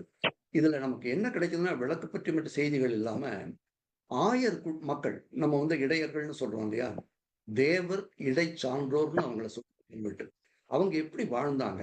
அவங்களுடைய உறவு முறைகள் எப்படி இருந்தது? அவங்க எப்படி இத அடைக்குடிகள் அப்படின்னு ஒன்று கூடி ஒருங்கிணைந்து ஒரு பெரிய தொண்டா செஞ்சாங்க. ஒரு பெரிய நிறுவனமாவே அது போகுது. ஆடுகள், மாடுகள், எருமைகள் இதையெல்லாம் கால் மாடு என்ற பெயரிலே அவர்கள் அழைக்கிறார்கள். இத வைத்துக்கொண்டு அந்த பால் வழி நெய் எடுத்து அதை வந்து கோயிலுக்கு கொடுக்குறாங்க. இந்த பாலும் இறைவனுக்கான வழிபாட்டுக்கு பயன்படுது. இது போக நீங்க பார்த்தீங்கன்னா, ஊருக்கு பெயர்கள் நமக்கு கிடைக்குது. இந்த இடைப்பெருமக்கள் எந்த ஊர்கள்ல இருந்தாங்க? எத்தனை வகையான ஊர்கள்? அந்த ஊர்கள் எந்தெந்த பெரிய இப்ப நம்ம வளநாடுன்னு சொல்றோம். நாடு, கூற்றுன்னு சொல்றோம். அந்த மாதிரி அமைப்புகள்ல. இதெல்லாமும் நமக்கு இந்த செய்திகள் கிடைக்குது. விளக்குகளுடைய வகைகள். விளக்குகளுடைய வகைகள்னும் போது, இப்ப நமக்கு இந்த டியூப் லைட்லாம் சொல்றோம் இல்லையா? அப்போ குழல் விளக்கு மாறி அங்க ஈழச்சியல் விளக்கு, நந்தா விளக்கு, சந்தி விளக்கு, அது இல்லாம ஜோதி மாலை, தீப மாலைன்னு பெரிய பெரிய விளக்கு அலங்காரங்கள் இதெல்லாம் வந்திருக்கு. இது எப்படி ஏற்றுனாங்கங்கிறத பத்தி கூட கல்வெட்டுகள் பேசுது. இந்த கொடை கொடுக்குறவங்க இந்த இடத்துலதான் விளக்கு ஏற்றணும்னு சொல்றாங்க. கருவறை வாயில்ல ஏற்றுங்க. அந்த விளக்கு தோரணத்துல கீழ்ப்பகுதியில வைங்க. அது மட்டும் இல்லாம இப்பதான் இந்த நேரத்துலதான் கதிரவன் மறைந்து கதிரவன் மீண்டும் எழும் வரை என் விளக்கு எரிய வேண்டும். கதிரவன் எழுந்து மறையும் வரை என் விளக்கு எரிய வேண்டும். மதிய சந்தியில் இப்படிலாம் குறிப்பிட்டு சொல்றாங்க. அது மட்டும் இல்லாம இவ்வளவு எண்ணெய் போட்டுதான் எரிக்கணும்னு சொல்றாங்க. அதோட இந்த மாதிரி திரி இருக்கணும்னு சொல்லக்கூடிய ஒரு வழியும் பார்க்கிறோம். அப்ப நமக்கு விளக்கேற்றல் பற்றிய எல்லா செய்திகளும் கிடைக்குது. நீங்க சொன்னீங்க திருவாசி கல்வெட்டை பத்தி. அது ஒரு பணிப்பெண் தான் அதை செய்யறாங்க. அந்த பணிப்பெண் நிலமும் கொடுக்குறாங்க, தங்கமும் கொடுக்குறாங்க. அந்த கோயில்ல தைப்பூச விழா நடத்தணும், அதே போல கார்த்திகை விழா நடத்தணும், இறைவனுக்கு வழிபாடு இதெல்லாமும் செய்யும்போது அந்த பொண்ணை என்ன பண்றாங்க, ஒரு 3 கோயில்களை சேர்ந்த கலைஞர்கள்ட்ட பிரிச்சு கொடுக்குறாங்க. அப்ப நமக்கு என்ன தெரிய வருது, 3 கோயில்கள்ல யார் யார் கலைஞர்கள் இருந்தாங்க, இந்த மாதிரி செய்திகளும் நமக்கு கிடைக்குது. இதோட இந்த எப்படி இது நடந்தது, இந்த விளக்கேற்றல் சரியா நடந்ததா, அது சரியா நடக்கலாம், அதுக்கு நடவடிக்கை எடுத்தாங்களா? குற்றங்கள் இல்லாத சமுதாயம் இருக்க முடியாது இல்லையா? குற்றங்களும் இருக்கு. ஆனா அந்த குற்றங்கள் கண்டுபிடிக்கப்படுது தணிக்கைகள் வழியா. பிறகு அதற்கான தண்டனைகளும் கொடுக்கப்படுது. அதோட இந்த விளக்கேற்றல் தொடர்பான பாடல்களும் கிடைக்குது. இந்த பாடல்கள் நமக்கு வந்து அன்னைக்கு சமூகத்துல இருந்த கல்வி அறிவை பற்றிய செய்திகளை தருது. இதெல்லாம் மொத்தமா நமக்கு மிகப்பெரிய ஒரு சிறப்பான அமைப்பா இருக்கு. இப்ப படையல்கள்னு எடுத்துக்கிட்டீங்கன்னா உணவு முறைகளை பற்றி பேசுது. என்னென்ன வகையான சாப்பாடு இருந்தது, இறைவனுக்கு கொடுக்கறது மனிதர்கள் சாப்பிடுறது தானே கொடுக்குறாங்க. அக்கார வடிசல், கும்மாயம் இதெல்லாம் வந்து மனிதர்கள் சாப்பிடுறது தான் நம்ம இறைவனுக்கு கொடுக்குறோம். நம்ம உணவு தான் இறைவனுக்கு உணவா போகுது. அதனால மக்கள் எப்படி என்னென்ன பழங்கள் சாப்பிட்டாங்க, என்னென்ன வகையான உணவுகள் இருந்தது, சமூகத்துல வெற்றிலை பாக்குறவங்க மதிப்பு, இப்படி பல செய்திகள் நமக்கு படையல்கள்ல கிடைக்குது. விழாக்கள் மூலமா ஒரு ஊர் ஒரு விழாவை எப்படி கொண்டாடினது, அப்ப எப்படிப்பட்ட மக்கள் வந்தாங்க, பல ஊர்கள்ல இருந்து வராங்க. அவங்களுக்கெல்லாம் அப்போ ஹோட்டல்லாம் கிடையாது இல்லையா, சத்திரங்கள் தான். சத்திரங்களும் எண்ணிக்கையில குறைவா இருக்கும். அதனால கோயில்கள்லயே பக்கத்துல பெரிய பெரிய மண்டபங்கள் எடுக்குறாங்க. அங்க சாப்பிடுறதுக்கு இன்னின்னார் வருவாங்கன்னு சொல்லி அவங்களுக்கு உணவு கொடுக்குறாங்க. கோயில்ல வேலை செய்யறவங்களுக்கும் அந்த உணவுகள் எல்லாம் கிடைக்குது. இப்படி ஒரு விளக்கேற்றல் அறம்ங்கிறது, விழாங்கிறது நமக்கு கோயில் சார்ந்த செய்திகள் கிடைக்கிறதுக்கு காரணம் கோயில் பதிவிடமா இருக்கிறது தான். அது கொடை கோயிலுக்கு தான் என்றாலும் கூட, அதை கொடுத்தவர் தனியரோ அல்லது ஒரு அவையோ அல்லது ஒரு அரசோ என்றாலும் கூட, அதில் எல்லா செய்திகளும் கிடைக்குது. வரலாறு என்பது அந்த செய்திகள்ல இருந்து அரசியல் சார்ந்து, பொருளாதாரம் சார்ந்து, இது இப்போ பண்பாட்டு சார்ந்த அற்புதமான செய்திகள். அதே போல நீங்க பார்த்தீங்கன்னா, தமிழ்நாட்டுல கலைகள், இசைக்கருவிகள், கலைஞர்கள் இத பத்தி எல்லாமும் நெறைய தரவுகள் கல்வெட்டுகள்ல கிடைக்குதுன்னு உங்களுக்கு தெரியும். நம்மலாம் இணைஞ்சுதான் அந்த தளிச்சேரி கல்வெட்டு தஞ்சாவூர் கோயில்ல படிச்சோம். அத பத்தி நீங்க ஏதாவது செய்திகள் சொல்லலாமே? அந்த பாடவியம், மெராவியம் அப்படிங்கிற அந்த கல்வெட்டு சொற்கள் வந்து நமக்கு அதுல வந்து இடம்பெறும். இதுல அம் அதுல வந்து சில வரிகள் மட்டும் விடுபட்டிருந்தது. இருந்தாலும் ஆழமான பொறிப்பின் காரணமாக நம்மளுடைய நளினி அவர்கள் வந்து அந்த வரிய வந்து அவங்களால வந்து அத ஊகித்து படிக்க முடிந்தது. அந்த தமிழ்நாட்டு கலைகள், இசைக்கருவிகள், கலைஞர்கள் இதை பற்றிய விரிவான தரவுகள பல கல்வெட்டுகள் வந்து நமக்கு சொல்லுது. அதுல குறிப்பா ஏதாவது ஒரு 2 கல்வெட்டுலேருந்தே ஒரு செய்திகள வந்து நீங்க ஆர்வலர். நமக்கு வந்து தளிச்சேரி கல்வெட்டு ஒண்ணுலயே 102 தளிச்சேரிகள் இருந்த பத்தி செய்தி கிடைக்குதுல்ல. தமிழ்நாட்டுல வந்து சோழர் காலத்துல, குறிப்பா ராஜராஜ காலத்துல ஒரு 102 தளிச்சேரிகள் இருந்த அமைப்ப பத்தி நமக்கு தெரிய வருது. அந்த தளிச்சேரிங்கிறது தளி அப்படின்னா கோயில், சேரிங்கிறது குடியிருப்பு. கோயில் சார்ந்த குடியிருப்புகள். ஆடற் கலைக்காகவே இந்த 102 இருந்திருக்கு. இங்கிருந்து சிறந்த ஆடற் கலைஞர்கள ராஜராஜன் தேர்ந்தெடுத்து அவருடைய கோயிலுக்கு அழைக்கிறாரு. ஒவ்வொருத்தருக்கும் ஒரு தனி வீடு கொடுக்கப்படுது. ஒவ்வொருத்தருக்கும் ஆண்டுக்கு 100 கலம் நெல் ஊதியமா கிடைக்குது. இவங்களுடைய பெயர்கள் பற்றி நமக்கு கிடைக்குது. 100 பெண்களுடைய பெயர்கள் நமக்கு கிடைக்குது. இந்த பெயர் ஆய்வுன்னு சொல்றோம்ல, நேம் பிளேஸ்ன்னுலாம் ஒரு பெரிய சொசைட்டியே இருக்கு. இந்த பெயர் ஆய்வுகள் எப்படியெல்லாம் அந்த காலத்துல பெண்கள் பெயர் வச்சுக்கிட்டாங்க. 2 எழுத்து, 3 எழுத்து, 4 எழுத்து பெயர்கள், என்ன மாதிரி அமைப்புல அந்த பெயர்கள், எது எது சார்ந்த அந்த பெயர்கள் இருந்தது, இதெல்லாம் கிடைக்குது. அதே கல்வெட்டுல தான் தொழிலாளர்கள் பற்றியும் கிடைக்கும். அந்த கோயில்ல எப்படிப்பட்ட கலைஞர்கள் இருந்தாங்க, ஆடல் கற்பிக்கிறதுக்கு ஆசான்கள் இருந்தாங்க, அவங்களுக்கு சில பெயர்கள் இருந்தது. தொழில்கள் என்னென்ன மாதிரி தொழில்கள், தையல் தொழில், அது இல்லாம உலோகங்கள் செய்யற தொழில், எல்லா தொழில்களை பற்றிய செய்திகள், அவர்களுக்கு எவ்வளவு ஊதியம் கொடுக்கப்பட்டது. இதுல ரொம்ப சிறப்பானது என்னன்னா, அங்க பணி செய்தவர்களை பற்றி இருந்த ஒரு என்ன சொல்றது, நம்ம ஒழுக்காறுகள், அதுக்கான ஒழுங்குகள். இப்போ ஒண்ணுல ஒரு கலைஞர் வந்து இறந்துட்டாருன்னு வச்சுப்போம். அல்லது அந்த ஊரை விட்டு போயிட்டாரு. அப்ப என்ன செய்ய முடியும்? ஏன்னா கலைஞர்களை கொண்டு வந்து வைக்கிறவங்க அரசு கொண்டு வந்து வைக்குது. அல்லது கோயில் அலுவலர்கள் கொண்டு வந்து வைக்கிறாங்க. இப்ப திடீர்னு இந்த இழப்புன்னு இருந்தா நம்ம என்ன பண்ணலாம்? அதுக்கு ஒரு சட்டதிட்டம் வச்சிருக்காங்க. அப்படி ஒருவர் இறந்து போனாலோ, அல்லது வெளியூருக்கு போய்விட்டாலோ, அந்த கலைஞருடைய உறவினர், அவர் தனக்கு அந்த கலை தெரிந்திருந்தால், அவரே நேரடியா அந்த பொறுப்புக்கு வந்துரலாம். ஒருவேளை அவருக்கு அந்த கலை தெரியாது அப்படின்னா, அவருடைய உறவினர் யாராவது இருந்தா, அவங்கள அந்த பொறுப்புக்கு கொண்டு வரலாம். அதுவும் இல்ல அப்படின்னா, அவர் தனக்கு தெரிந்த வேறு யாரையாவது கூட அந்த பொறுப்புக்கு கொண்டு வரலாம். இது வந்து இப்ப நம்ம குடும்பத்துல பெரியவங்க இறந்து போயிட்டா, அவங்களுடைய பிள்ளைகளுக்கு நம்ம அந்த பணிய குடுக்குறோம் இல்லையா? அதைப்போல அதிலயும் கொஞ்சம் தாண்டி அந்த பிள்ளைகளுக்கு மட்டும் இல்லாம, உறவுகள், தொழில் தெரிந்தவர்கள், அப்போ ஒரு ஊக்கம் ஏற்படுது. இதுல சேர்ந்தா நம்ம மட்டும் இல்ல, நமக்கு பிறகும் எல்லா வகையிலயும் இதுக்கு இழப்பீடு இருக்குங்கிற ஒரு உணர்வு வருது. இத வந்து ராஜராஜர் காலத்திலேயே இந்த மாரி சட்ட திட்டங்கள உருவாக்கி வச்சிருந்தது நமக்கு இந்த தளிச்சேரி கல்வெட்டு சொல்லுது. இது போல நெறைய கல்வெட்டுகள் தமிழ்நாட்டுல கிடைக்குது. இந்த கல்வெட்டுகள் வந்து நமக்கு இசைக்கருவிகள பற்றியும் பேசுது. நீங்க பாடவியம், மெராவியம் சொன்னீங்க. வீணை பற்றி கிடைக்குது. எத்தனை வகையான தோல் கருவிகள். 1 2 எத்தன உடுக்கை, அது இல்லாம இடக்கைன்னு ஒரு கருவி. இது மாரி அப்புறம் தாளம். இந்த தாளங்கள்ல எத்தன வகைகள் இருந்தது. புல்லாங்குழல். இந்த புல்லாங்குழல் வாசிக்கக்கூடிய சிற்பங்களையே நம்ம கோயில்கள்ல எவ்வளோ பார்த்திருக்கோம். கருவிகள் எப்படி வாசிக்கப்பட்டது. அதுல தலைப்பறைன்னு ஒரு ஆள் இருக்கார். இவர்தான் வழி நடத்துனர். நம்ம இசை ஆசிரியர்னு சிலப்பதிகாரத்துல பார்க்கிறோம்ல. அது போல ஒரு ஆசிரியரையும் நம்ம இங்க பார்க்க முடியுது. இதையெல்லாம் பேசுகிற கல்வெட்டுகள் நமக்கு மிகச்சிறந்த பண்பாட்டு வரலாற்றை தருகிறது. இத பற்றியெல்லாம் நிறைய செய்திகள் வெளிவரணும். தொகுக்கப்படணும். அது நமக்கு வரலாற்றை முழுமையாக கொண்டு வர பயன்படும். இந்த சமூக மேம்பாட்டாளர்கள்னு நம்ம இன்னைக்கும் சிலரை கொண்டாடுறோம் இல்ல, சமூகத்துக்கு தொண்டு செய்தவர்கள், பெரியவர்கள். அது மாதிரி அந்த காலத்துல இருந்தாங்கங்கிறதையும் நமக்கு கல்வெட்டுகள் சொல்லுது இல்லையா அகிலா? ஆமா, விரிவா வந்து நமக்கு சொல்லுது. அதுவும் அந்த சோழர் சமுதாயத்துல விளங்கியவர்களுடைய சிலரை வந்து அடையாளப்படுத்தி கல்வெட்டுகள் சொல்லுது. அந்த செய்திகளை வந்து நம்மளுடைய ஆர்வலர்களுக்கு குறிப்பு தருமாறு கேட்டுக்கொள்கிறேன். அது எறும்பியூர் ஆய்வு செய்த போது அவங்க நள்ளிதான் அதுல ஒரு 10 கல்வெட்டுகள் செம்பியன் வேதிவேளாங்கிற ஒரு மேம்பாட்டாளரை பத்தி பேசுறத கண்டுபிடிச்சாங்க. அவரு அந்த ஊர்ல மட்டும் இல்லாம கோவிலடியிலயும் இன்னொரு கோயில்ல இதே மாதிரி செஞ்சிருக்காரு. கோயிலுக்கு மட்டும் இல்ல, சமூகம் சார்ந்து கோயிலுக்கு செய்வதன் மூலமாக இப்ப கோயில்ல வந்து நமக்கு காவல் இருக்கு இல்லையா, மெய்க்காவல்னு சொல்றோம், இப்பவும் இருக்காங்க. இந்த மெய்க்காவல் பணிக்கு கிராமங்கள்ல இருந்து இன்னாரை கொண்டு வரணும், இந்த ஊர்ல இருந்து இங்க இருக்கக்கூடிய குடிமக்கள் பங்கேற்கணும்னு சொல்லும் போது அந்த ஊர்ல இருக்க பல இளைஞர்களுக்கு வாய்ப்பு கிடைக்குது. அது மட்டும் இல்லாம அந்த ஊர்ல இருக்கக்கூடிய எறும்பியூர் ஊர்ல இருக்கக்கூடிய நிலங்களுக்கு சரியான விளைச்சல் இல்லைன்னு உணரப்பாவும் அவருக்கு ஒரு செய்தி வரும் பொழுது அதற்கு வேண்டிய புதிய வாய்க்கால்களை வெட்டுறதுக்கு தன்னுடைய பொருளை அவர் செலவழிக்கிறார்.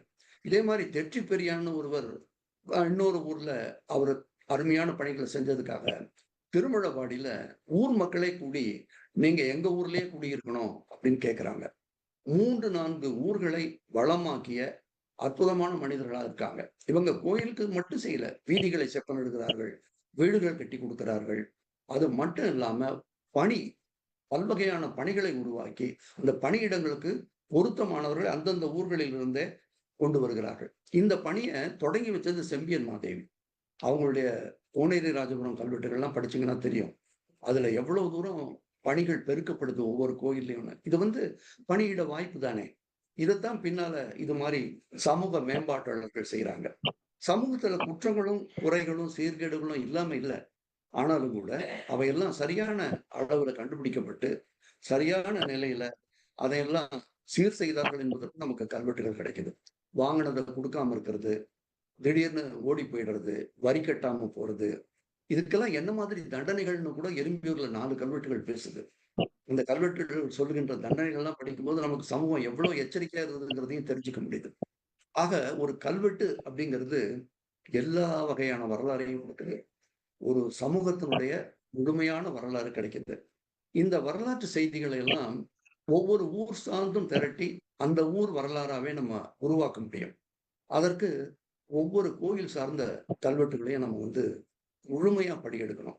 எந்த கோயில்லையுமே எல்லா கல்வெட்டுகளும் முழுமையா படியெடுக்கப்படல. நாமே பல கோயில்கள் ஆய்வு செய்து நிறைய கல்வெட்டுகள், விட்டு போன கல்வெட்டுகளை நம்ம படியெடுத்திருக்கோம். இந்த சூழல் மாறணும், கல்வெட்டுகள் வந்து காப்பாற்றப்படணும், எல்லாருமா கல்வெட்டுகள் படியெடுக்கிற அந்த சூழலை உருவாக்கணும். அதுல இருந்து வரலாறு உருவாக்குற ஒரு பேராற்றலை ஆய்வாளர்கள் பெறணும். அந்த வரலாறு நல்ல நூல்களா வெளிவந்து தமிழ்நாட்டு வரலாற்றை செம்மைப்படுத்தணும். இந்த வேண்டுகோளோட நம்முடைய இந்த கல்வெட்டுகளில் வரலாறு என்ற இந்த உரையை நாம் நிறைவு செய்வோம். நிறைய பேர் இணைஞ்சிருக்காங்க. அவங்க ஏதாவது கேள்விகள் கேட்டாங்கன்னா அதுக்குரிய விடைகளை நம்ம கொடுப்போம். மிக்க நன்றி ஐயா, கலைக்கோன் ஐயா அவர்களுக்கும் முனைவர் அகிலா மேம் அவருக்கும் ரொம்ப நன்றி. கல்வெட்டுகள் காட்டிய வரலாற்றை வகைப்படுத்தி அரசியல், பொருளாதாரம், பண்பாட்டு தகவல்கள் என வகைப்படுத்தி சொல்றதோடு மட்டுமல்லாமல் நம்முடைய கடமை அப்படின்னு பாக்குறப்ப இதுவரைக்கும் கல்வெட்டுகளை வாசித்து நிறைய வரலாற்றை தெரிஞ்சுக்கிட்டோம். ஆனா இனிமேலும் வாசிக்கப்பட வேண்டிய கல்வெட்டுகளை ஆய்ந்து அறிந்து அதை நூலாக்கம் வரைக்கும் கொண்டு செல்ல வேண்டியது நம்முடைய கடமை என்பதை அறிவுறுத்திய அன்னார் அவர்கள் இருவருக்கும் மிக்க நன்றி. தொடர்ந்து கலந்துரையாடல் நேரம். பங்கேற்பாளர்கள் தங்களுடைய கருத்துரைகளை வழங்கலாம், வினாக்களை இருந்தால் கேட்கலாம்.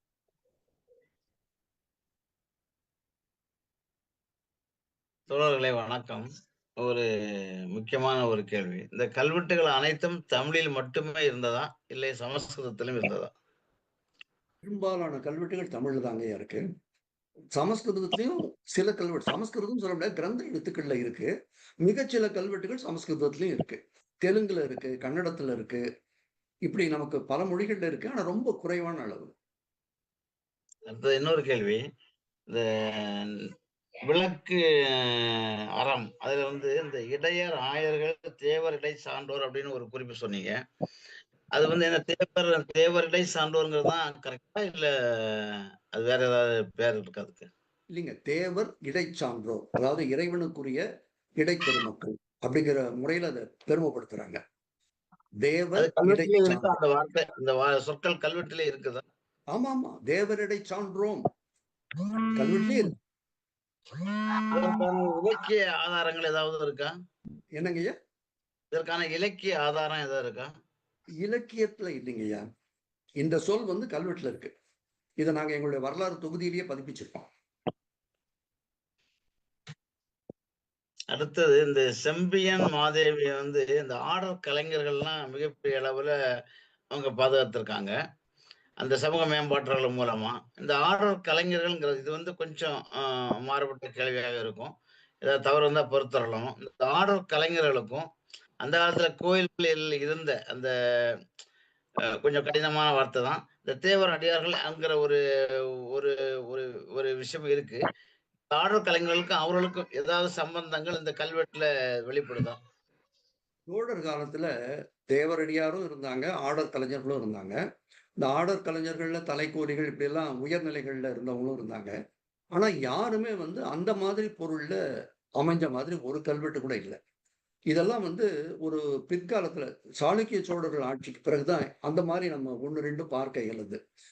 முச்சோழர்கள் காலத்திலேயோ அல்லது ராஜராஜன் காலத்திலேயோ அந்த மாதிரி நமக்கு இதுவரைக்கும் கல்வெட்டுகள் கிடைக்கல. இதுக்கு சரியா- தேவரடியார்கள்ங்கிறவங்க என்னங்கய்யா? ஒரு தே இதுக்கு சரியான ஒரு பதிவு நீங்க வந்து பொது வெளியில எப்படியாவது இதை தெரிவிக்க கொண்டு வரணும். ஏன்னா இது வந்து ஒரு வரலாற்று ரீதியா வந்து இந்த கோயில்களோட அடிப்படையில இந்த சமூகத்தை வந்து பால்படுத்துகிற ஒரு அப்படி ஒரு பொய்யான செய்தி போய்கிட்டே இருக்குங்க. இல்ல, அதை எப்படி? நாங்க எழுதியிருக்கோம்யா. எங்களுடைய தளிச்சேரி கல்வெட்டு நூல்லேயே இதை விரிவா எழுதியிருக்கோம். இந்த ஆஹ் கல்வெட்டை பற்றி பேசும் பொழுது இந்த பெண்களை பற்றி எல்லாம் குறிப்பிட்டு சோழர் கால ஆடற்கலை நூல்ல இவங்களை பற்றி மிக விரிவா ஒரு ஒரு இயலே செஞ்சிருக்கோம். இவங்க என்னென்ன நிலைகள்ல வாழ்ந்தாங்க, எப்படிலாம் இருந்தாங்கன்னு கல்வெட்டு சொல்லுதுன்னு ஒரு இயலே அமைச்சிருக்கோம். கிடையாது, அந்த புத்தகத்தை கொஞ்சம் மேற்கோள் காட்டி ஏதாவது ஒரு வழிகாட்டுங்க. முடிந்தா நிச்சயமா நாங்களும் அதை வந்து பழைய நிச்சயமா படிக்கலாம். நிச்சயமா நிச்சயமா. அந்த அந்த புத்தகமே நான் இப்போ உங்களுக்கு காட்டுறேன். அந்த புத்தகம் வந்து அதுல 4 இயல்கள் போகுது. அதுல கடைசி இயல் வந்து இந்த முழுக்க முழுக்க இந்த ஆடல் பெண்களை பற்றிய இயல் தான். அவங்க எப்படி வாழ்ந்தாங்க, சமூகம் அவங்களை எப்படி மதிச்சது, சமூகத்துக்கு அவங்களுடைய பணிகள் எப்படி இருந்தது, இதை பற்றியெல்லாம் விரிவா பேசுகின்ற ஒரு பெரிய இயல். கிட்டத்தட்ட ஒரு 20 இதுதான் அந்த புத்தகம். மிக்க நன்றி, மிக்க நன்றி. சோழர்கள் ஆடல் கலை. மிக்க நன்றி. ஐயா வணக்கம். வணக்கம். அந்த தஞ்சை பெரிய கோயில் சம்பந்தமா முழுமையான ஒரு கல்வெட்டுகளை பற்றி முழுமையான ஒரு புத்தகமா வந்திருக்குதுங்களா? எல்லா கல்வெட்டுகளையும் தொகுத்து ஒரு புத்தகமா வந்திருக்குது அந்த கோயில் சம்பந்தமாக? கல்வெட்டுகள் எல்லாமே பதிவாயிருக்குங்க. பெரும்பாலான கல்வெட்டுகள் பதிவாயிருக்கு. நாளும் பொழுதுமா சில கல்வெட்டுகள் புதிதா கண்டறியப்பட்டு கொண்டும் இருக்கு. ஆனா பெரும்பாலான கல்வெட்டுகள் வந்திருக்கு. நாங்களே அங்க இருக்கக்கூடிய கல்வெட்டுகள் எல்லாமே மிகப்பெரிய கல்வெட்டுகள். அதுல 3 பெரிய கல்வெட்டுகள் நாங்களே முழுமையா படிச்சு ஆய்வு செய்து கட்டுரைகள் போட்டோம்.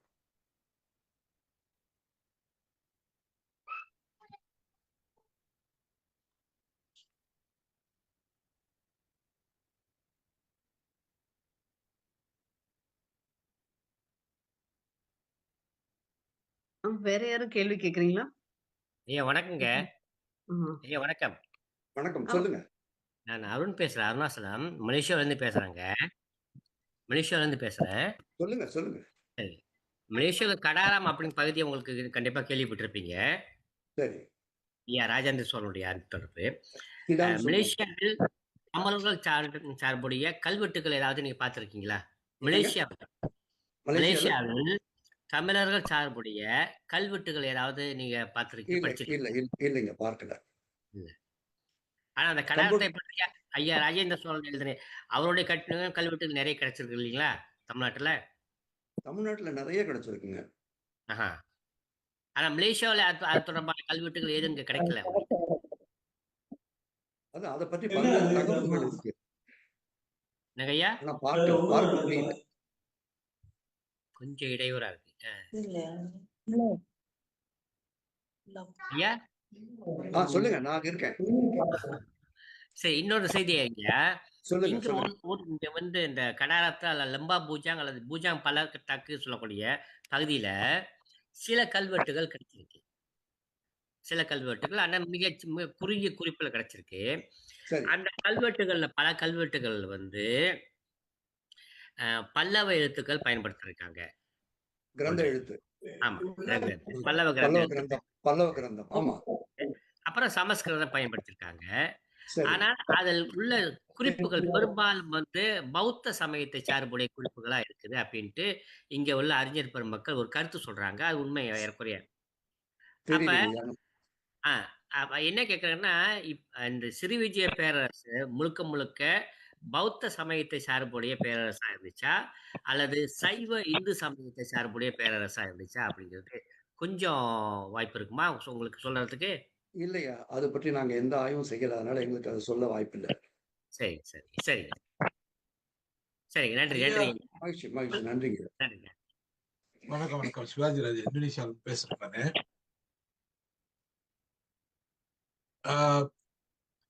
ஐயா இப்ப சொன்னது வந்து இந்த இது சோழர் காலத்து இந்தோனேஷியா கடாரம் கொண்டாந்த இந்தோனேஷியாவில் சுமாத்ராவில் வந்திருக்கு. இந்த சுமாத்ரா தீவுல அது அங்க இது தமிழ்ல தான் அது கல்வெட்டுகள் இருந்திருக்கு. அதை பார்த்துருக்காங்க. அது கிரந்தம் அதுன்னு சொன்னது சரி.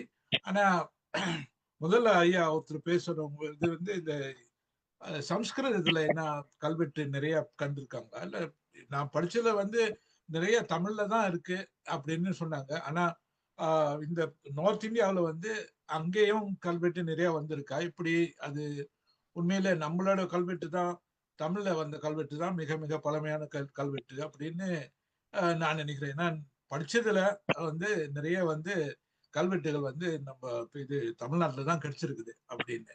இப்போ இந்தோனேஷியா எடுத்துக்கிட்டா கூட அது வந்து நம்ம வந்து இந்த 11வது 14வது நூற்றாண்டுல வந்து இதெல்லாம் இது கண்டுபிடிக்கப்பட்டது. இப்போ கூட சில இடங்கள்ல வந்து ஜாவாவில் சாவகம்னு சொல்லுவாங்க. ஜாவாவில் வந்து புதுசு புதுசா அவங்க வந்து பழைய காலத்து ஏதோ ஒரு வேலைக்காக அவங்க மண் தோண்டினாங்கன்னா அது கீழே கிடைக்குது நிறைய. இப்போ வந்து இப்போ வந்துகிட்டே இருக்குது. 2 3 4 5 வருஷத்துல வந்து இது இருக்குது. இப்போ வந்து கவர்மெண்ட் வந்து இது அதாவது அரசாங்கம் வந்து அதை எடுத்து அதை இது ரிசர்ச் பண்ணி அவங்க இது பண்ணிட்டு தான் இருக்காங்க. அது ரிப்போர்ட் வந்துச்சுன்னா அது கட்டாயமா இது கவர்மெண்ட் வந்து அது பார்த்து இது உண்மையா இந்த மாதிரி புதுசு புதுசா வருது, இதெல்லாம் நிறைய இன்னும் படிக்கணும், இதுக்கு கீழே என்னமோ இருக்கு நிறைய இருக்கு அப்படின்னு அவங்க யோசிச்சு அதை செய்யறாங்க. ஆக ஜாவாவில் சுமாத்ரா தீவு, அதுக்கு ஜாவா சுமாத்ரான்னா வட சுமாத்ரா, அதுல வந்து இந்த பாரூஸ்னு லோபுத்துவான்னு சொல்லுவாங்க. இந்த பாரூஸ்ல இருக்கிற அந்த இடத்துல வந்து இந்த தமிழ் கல்வெட்டு இருந்திருக்கு. அது ஜாவாவில் கூட சாவகத்துல கூட இது தீவு, அது ஒரு இந்தோனேஷியன் தீவு. அதுல வந்து 60% மக்கள் தான் அங்கதான் இருக்காங்க. இந்தோனேஷியா மக்கள் இப்போ 280 இது மில்லியன்ல அவங்க 60 இது அங்கதான் நிறைய வந்து அந்த கல்வெட்டுகளும் காணப்படுது. ஸோ களிமா போர்னியோ அப்படி எல்லாம் நிறைய இருக்கு. அங்கெல்லாம் இப்போ இதுவரையிலும் ரொம்ப அவங்க கண்டுபிடிக்கல, இது இல்லை. ஆனா சுமாத்ரா அதுக்கப்புறம் ஜாவா அது அங்கதான் வந்திருக்கு. இப்ப ஐயா வந்து ஸ்ரீவிஜயான்னு சொன்னாங்க. ஸ்ரீவிஜயா உண்மையில எங்களோட இது புஸ்தகத்துல வந்து எல்லாமே ஸ்ரீவிஜயானா புத்த மதத்துல தான் சேர்ந்தது. ஆனா இந்தோனேஷியால வந்து புத்த மதமும் இது சிவா புத்தான்னு சொல்லுவாங்க, இந்த சைவ மதமும் நெருக்கமா வந்திருக்கு. ஒரு கலக்கல் மாதிரி வந்திருக்கு இந்தோனேஷியாவில். அது பார்க்க போனோம். அது ஸ்ரீவிஜயா அப்புறம் மஜபாஹின்னு 2 பெரிய கிங்டம்ஸ் இருந்தது அந்த காலத்துல. அது நிறைய நம்ம வந்து இப்போ இது வரைக்கும் வந்து இந்த டச்சுக்காரங்க வராத முன்ன அது இந்த இஸ்லாம் வராத முன்ன அது கோலை வச்சு நிறைய இது கதைகள் நிறைய இது அப்ப இது சரித்திரத்துல எழுதுவாங்க. ஸோ அது அப்படி இருக்கு. ஸோ அப்படி இருக்கும்போது நிறைய இன்னும் ஆய்வு பண்ணணும் நிறைய. நீங்க வந்து இதெல்லாம் சில புஸ்தகம் எழுதியிருக்காங்க. இது சோழர்கள் இது வட சுமாத்ராவில் அதான் அந்த கடாரம் கொண்டாடின அந்த பரிசு வந்து 2 வருஷத்துக்கு முன்ன வந்து நம்ம இந்தோனேஷியாவில் வந்து சில பெரியவர்களுக்கு அது அவங்க தந்தாங்க. அந்த இது அதாவது உலக தமிழ் சிறகம்னு ஒரு அமைப்பு. அது பிரான்ஸ்ல முதல்ல பண்ணி 2வது இந்தோனேஷியால மெடான்ல பண்ணாங்க. அதுக்கப்புறம் தான் நிறைய பேருக்கு மெடான்னா என்ன, மெடான்னா மைதானம்னு ஒரு பேரு. அந்த மைதானத்துல இருந்து மெடான் வந்து பெரிய ஒரு நிலம் பரப்பு அப்படின்னு வந்தது. அது எல்லாருக்கும் இப்ப தெரிய வருது. ஆக நிறைய நீங்க இது ஆய்வு பண்ணணும்னா இது இந்தோனேஷியா, மலேசியா முடிஞ்சா அந்த கடாரம்னா மலேசியா தான் கடான்னு இருக்கு. அதுக்கப்புறம் அவங்க வந்தது இந்தோனேஷியால சுமாத்ராவில், அது வட சுமாத்ரா தான். அது நீங்க ஆய்வு பண்ணலாம். அது இன்னும் நிறைய இது படிக்கலாம், எழுதலாம். அது ரொம்ப ஓப்பன் புக் மாதிரி தான் இருக்கு அப்படின்னு. நன்றி சார். அதான் சொல்றேன். ரொம்ப நன்றி. கலை ஆமா.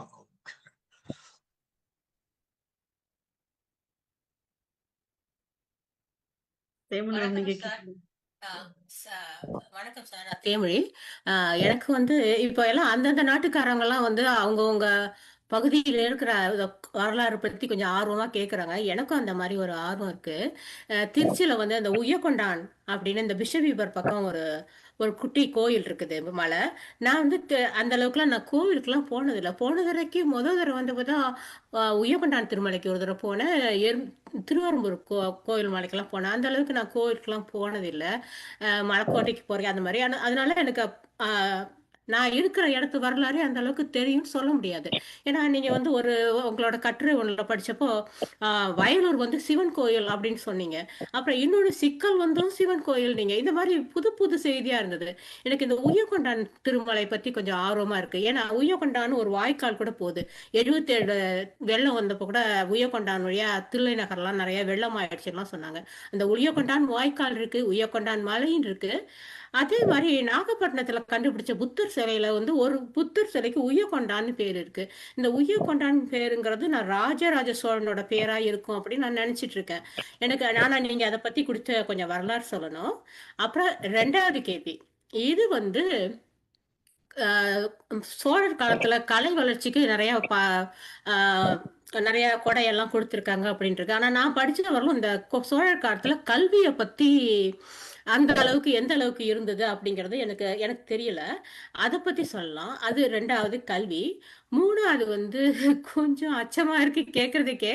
இந்த காலத்துல நீங்க விளக்குத்தூண் பத்தி மற்ற கோயில்கள் எல்லாம் இருக்கிற மாதிரி ஏதாவது நீங்க பார்த்த வரலும் உங்களுக்கு தெரிஞ்ச வரலாற்று தகவல் சொல்ல முடியுமா? முதல் உய்யக்கொண்டான், 2வது கல்வி, 3வது விளக்குத்தூண். இதான் என்னோட கேள்வி. உய்யக்கொண்டான் திருமலை கோயிலுக்கு நீங்க போயிருக்கேன்னு சொன்னீங்க, அப்படிதானே? உய்யக்கொண்டான் திருமலை கோயில் வந்து ஒரு மிக அருமையான கோயிலுங்க. சோழர் கால கோயில். அது பாடல் பெற்ற கோயில். இப்போ வந்து இருக்கக்கூடிய கட்டுமானத்துல பெரும்பாலான கட்டுமானங்கள் வந்து ராஜேந்திர சோழன் காலத்துது. திருச்சிராப்பள்ளி மாவட்டத்துல ராஜேந்திர சோழனுடைய கல்வெட்டுகள் மிகுதியா கிடைக்கின்ற கோயில். அந்த கோயில்ல வந்து ஒரு மாட மண்டபம் புதிய அமைப்பை அங்க பார்க்க. அதுக்கு மாட மண்டபம்னு பேரு. அதாவது கீழே வந்து ஒரு வெற்றுத்தளம், மேல மண்டபம். ராஜேந்திர சோழன் கால கல்வெட்டுகள் மிகுதியா கிடைக்கின்ற அந்த கோயில்ல பல அருமையான செய்திகள் எங்களுக்கு கிடைச்சிருக்கு. அதுல குறிப்பிடக்கூடியது, நமக்கு மிகச்சிறந்த செய்தியா சொல்லக்கூடியது, அங்க இருந்த ஆடல் பெண்களுடைய வாழ்க்கை. அவங்க வந்து எவ்வளவு தூரம் அந்த கோயிலுக்காக உதவி இருக்காங்க, சமூகத்துக்கு துணையா இருந்திருக்காங்கிறதெல்லாம் அந்த கல்வெட்டுகள் சொல்லுது. அந்த உய்யக்கொண்டான்கிற பேரு ராஜராஜனுக்கு உரிய பெயர் தான். அந்த ஆறு, உய்யக்கொண்டான் ஆறு என்பது கல்வெட்டுகள்ல இடம் பெறுது. 2-3 கல்வெட்டுகள்ல அந்த ஆறை பற்றிய செய்தி வருது.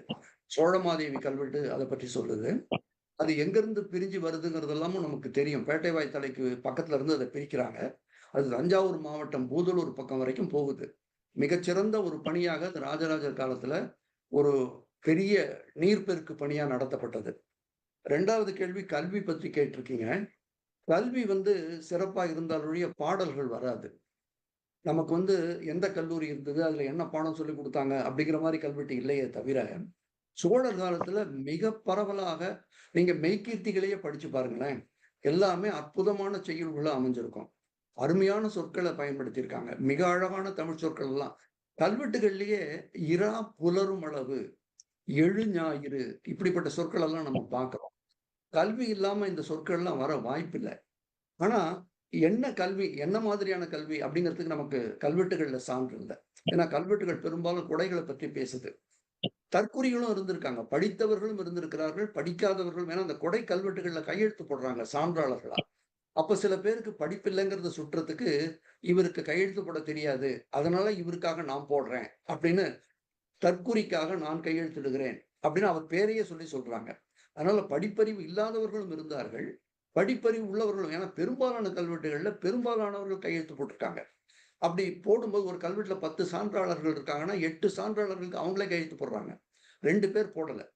அந்த சூழல் எல்லாம் பார்க்கும் பொழுது நிச்சயமா கல்வி ஒரு தரமான அளவில் இருந்திருக்குங்கிறத நம்ம புரிஞ்சுக்கிறோம். சமஸ்கிருத கல்விக்கு ஓரளவுக்கு சில கோயில்கள்ல முக்கியத்துவம் கொடுத்தாங்க. ஏன்னா அப்ப அதையெல்லாம் அவங்க முக்கியமா கருதுனதுனால அந்த பிராமண சபைகள் சார்ந்த இடங்கள்ல அதற்கான கல்லூரிகளை அமைச்சு கொடுத்தாங்க. அதை பற்றியும் அந்த கல்லூரிகள்ல என்ன படிச்சாங்க, எத்தனை பேர் படிச்சாங்க, அவங்களுக்கு எப்படி சாப்பாடு, இந்த மாதிரி விஷயங்களை நம்ம அறிய முடியுது. தமிழ் கல்லூரிகளை பற்றி செய்திகள் இல்லைனாலும் கூட பெரும்பாலான கோயில்கள், இப்ப நம்ம திருச்சிராப்பள்ளி மாவட்ட கோயில்களே உய்யக்கொண்டான் திருமலையில 3 பாடல் கல்வெட்டுகள் இருக்கு. திருச்செந்துறையில அருமையான பாடல் கல்வெட்டு ஒண்ணு இருக்கு. இது மாதிரி நிறைய பாடல் கல்வெட்டுகள் நம்ம புலவர் ராஜவையா ஒரு புத்தகமே போட்டிருக்காங்க தமிழ்நாட்டுல கிடைக்கக்கூடிய பாடல் கல்வெட்டுகளை பற்றி. அதனால கல்வி மேம்பாடு நிச்சயமா சிறப்பா தான் இருந்திருக்க முடியும். இல்லைன்னா சாப்பிடுற பாத்திரத்துல கூட சங்க காலத்துல அவங்க பேரை பொறிச்சிருக்க முடியாது.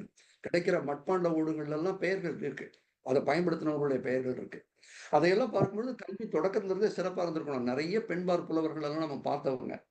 விளக்கு தூண் பற்றி கேட்டீங்க. இந்த விளக்கு தூண்கிற அதுவே ரொம்ப பிற்காலத்துலதான் வருது. நாயக்கர் காலத்துக்கு பிறகுதான் அந்த மாதிரி விளக்கு தூண்கள் அமைக்கிற பழக்கத்தை நம்ம பார்க்கிறோம். நாயக்கர்கள் எங்கெல்லாம் பணி செஞ்சாங்களோ ஒரு 15, 16, 17ஆம் நூற்றாண்டு வகையில நிறைய விளக்கு தூண்களை நம்ம பார்க்க முடியுது. சோழர் காலத்துல விளக்கு தூண்றது மாதிரி எல்லாம் நமக்கு இது வரைக்கும் நான் அறிந்த வரையில கல்வெட்டுகள் கிடைக்கல.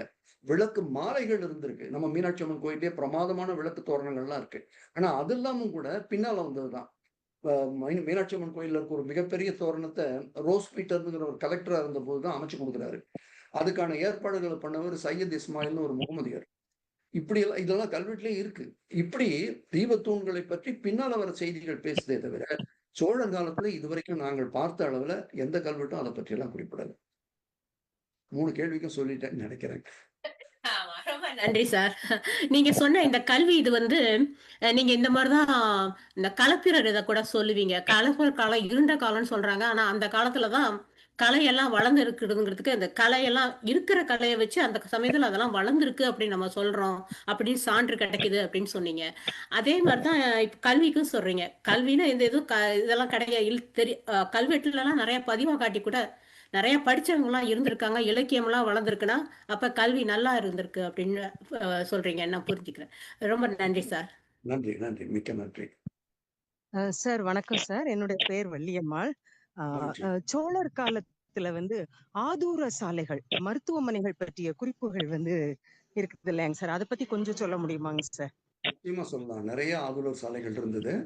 இந்த மருத்துவமனைகள்ல நல்ல சிறப்பான மருத்துவமனைகள்லாம் பெரிய அளவுல நடந்ததுக்கு கூட நமக்கு கல்வெட்டுகள் இருக்கு. திருமுக்கூடல், செங்கல்பட்டு மாவட்டத்துல இருக்கிற அந்த திருமுக்கூடல்ங்கிறது ஒரு விஷ்ணு கோயிலுங்க. அந்த கோயில்ல கிடைக்கிற கல்வெட்டு அங்க எப்படி ஒரு மருத்துவமனை இருந்தது, அந்த மருத்துவமனையில என்னென்ன மருந்துகள் இருந்தது, எந்த அளவுக்கு இருந்தது, அந்த மருந்துகள் எப்படி காய்ச்சப்பட்டது, அதை கொண்டு வந்தவங்க யாரு, அந்த வேர்கள், அந்த பச்சிலைகள் இதெல்லாம் கொண்டு வந்தவங்க யாரு, இப்படி எல்லாமும் பரவலா செய்திகள் கிடைக்குது. விஷக்கடிக்கு என்ன கொடுத்தாங்கன்னு கூட கல்வெட்டு இருக்கு. அதுக்கான தனி அந்த அந்த மாதிரி மருத்துவமனைகளுக்கு கொடுக்கப்பட்ட நிலங்கள் வைத்திய விருத்தின்னு சொல்றாங்க. நாமக்கல்ல கூட எங்களுக்கு ஒரு புதிய கல்வெட்டு கிடைச்சது. அது இல்லாம அறுவை சிகிச்சை செய்யறவங்களை கூட சல்லிகை கிரியை செய்வான் அப்படிங்கிற சொல்லால குறிக்கிறாங்க. அதனால அறுவை சிகிச்சைகள் சின்ன அளவுல செய்யப்பட்டிருக்கு. மருத்துவம் சார்ந்து நிறைய இடங்கள்ல நம்ம குந்தவை அம்மாவே, ராஜராஜனுடைய அக்காவே ஒரு அழகான ஆதுலர் சாலை எடுத்திருக்காங்க. எனக்கு தெரிந்த அளவுல பல இடங்கள்ல ஒரு 10, 16 கல்வெட்டுகளுக்கு மேல நம்ம குறிப்பிட்டு சொல்ல முடியும். நன்றிங்க சார். நன்றி.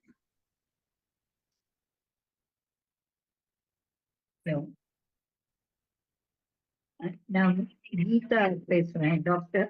ரொம்ப அருமையா இருந்தது, உங்களோடது கேட்கறதுக்கு ரொம்ப அருமையா இருந்தது. உங்களுக்கு உங்களுடைய டெப்த் நல்லா இருக்கு. அகிலாவும் பியூட்டிஃபுல்லா எக்ஸ்பிளைன் பண்ணாங்க. சரி, எனக்கு ஒரு சின்ன சந்தேகம் என்னன்னா, இந்த விளக்கு தூண்ங்கிறாங்க இல்லையா? மதுரையில விளக்கு தூண்னு ஒரு இடம் இருக்கோ? ஒரு பஸ் ஸ்டாப் பஸ் பார்த்த மாதிரி எனக்கு ஞாபகம் வருது சார். ஏதாவது கல்வெட்டு கனெக்ஷன் ஆகுது அந்த இல்ல இல்ல இருக்கு. அங்க விளக்கு தூண் இருக்கு. நானே அந்த பகுதியில பலமுறை பயணப்பட்டிருக்கேன். ஓ, தியாகராயர் கல்லூரிக்கு போகிற வழி அது. நான் ஓகே. அப்பா அங்க சில காலம் பணி செஞ்சாங்க. அதனால அந்த இடமெல்லாம் தெரியும். அது பின்னால வந்ததுதான். ஓ, இதுக்கும் அதுக்கும் தொடர்பு இல்ல இல்லையா? கல்வெட்டு தொடர்புகள் எதுவும் இருக்கிற மாதிரி எனக்கு தெரியல. ரொம்ப அருமையா இருந்தது அந்த டிஸ்கஷன். ரொம்ப நன்றிங்க. நன்றி. Thank you so much. நன்றிங்க. நன்றி மேடம்.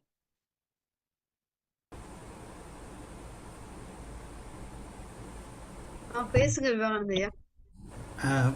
எனக்கு ஒரு சந்தேகம். இந்த கல்வெட்டுகளும் இந்த கோயில்களுடைய ஹிஸ்ட்ரி அந்த இதெல்லாம் டீட்டெயில்ஸ் நீங்கள் கொடுக்கறதெல்லாம் வந்து ஒரு அக்ரேரியன் சொசைட்டியை மட்டும்தான், கோர்ஸ் இடையரை பற்றி சொன்னீங்க, பட் அதுவும் அக்ரேரியன் சொசைட்டியோடைய கனெக்டட் ஒரு கம்யூனிட்டி தான்.